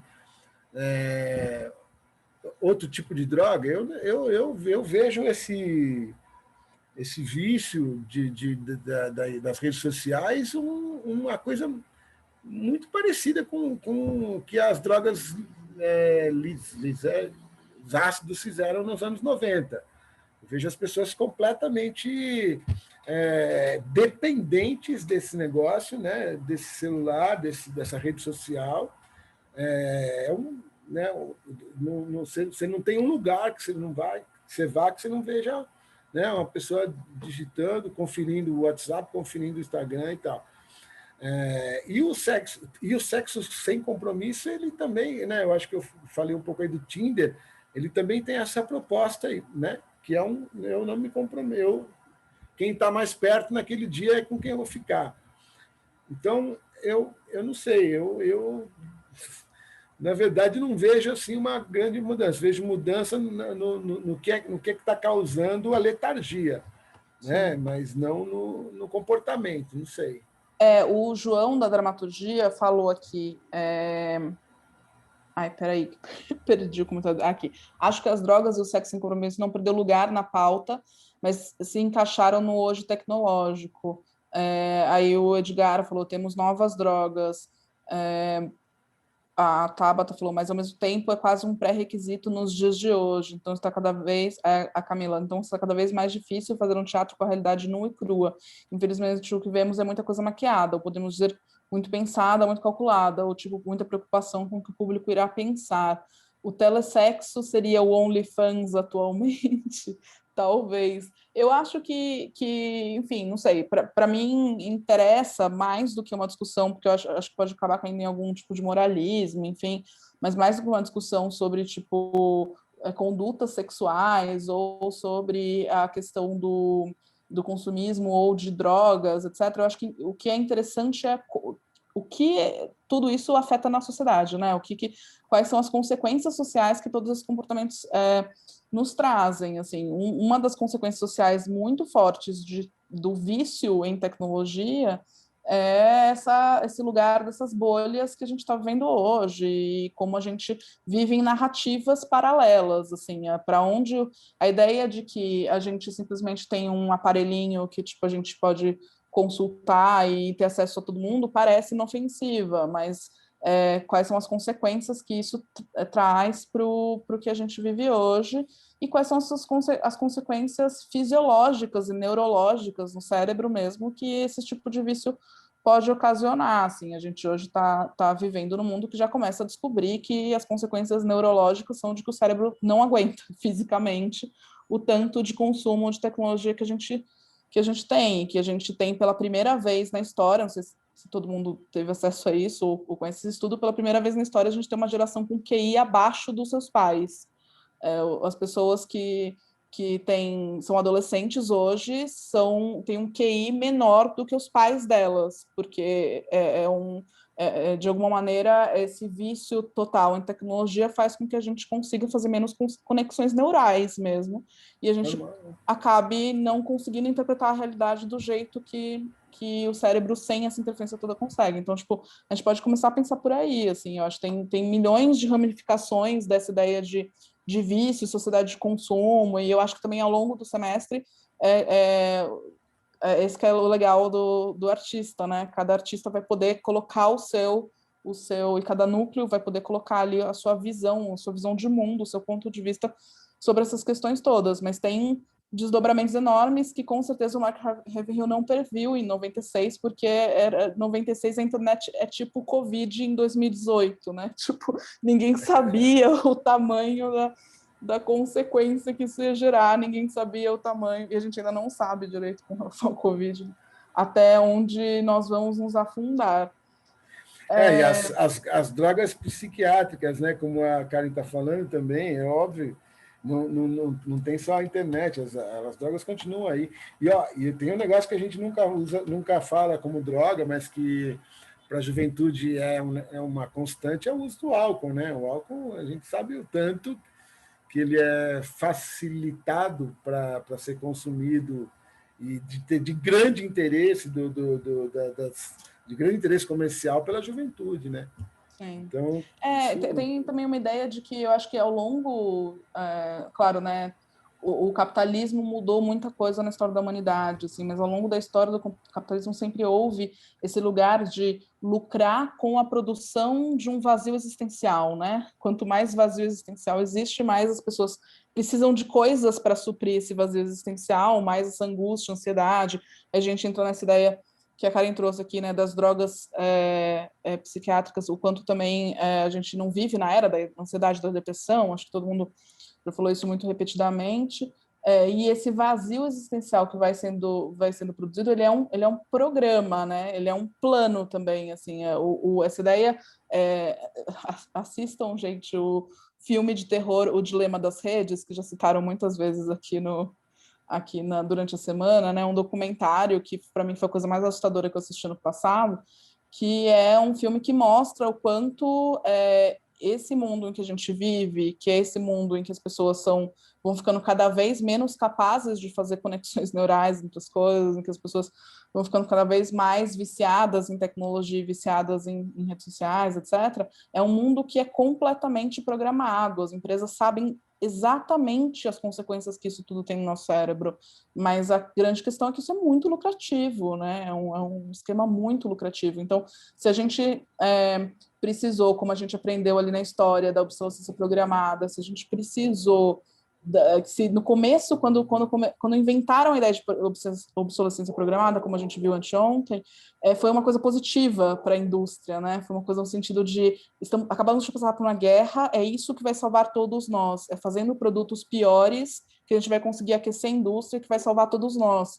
E aí as pessoas comuns viam aquilo como uma coisa muito positiva, porque a gente vai conseguir aquecer as linhas de produção. Tipo, agora a gente vê as coisas também como muito positiva, todo esse boom como muito positivo, mas onde estão as consequências, né? A gente não consegue muito ver.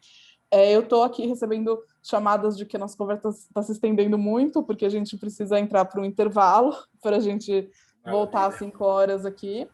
Só lendo o comentário do Edgar aqui por último, que é só um comentário mesmo, o próprio comportamento com relação às redes sociais, as expressões passaram a ser padronizadas de acordo com uma nova coreografia de um TikToker. Estamos em um processo de filtração dos corpos, completamente. Isso. Aí a gente entra num outro assunto enorme, que é a linguagem, né? Como isso aqui que a gente está vendo, essa tela aqui, determina a nossa linguagem, como a nossa linguagem vai sendo aos poucos modificada por esse processo. Laete, eu quero te agradecer muito, muito por essa conversa. Acho que a gente foi para tópicos super ricos. Acho que foi um ótimo jeito de se introduzir o tema do texto, o próprio texto em si. Muito obrigada. Obrigado, eu adorei. Puta bate-papo legal, muito bom. Faça propaganda do seu programa de rádio, eu não esqueci dele.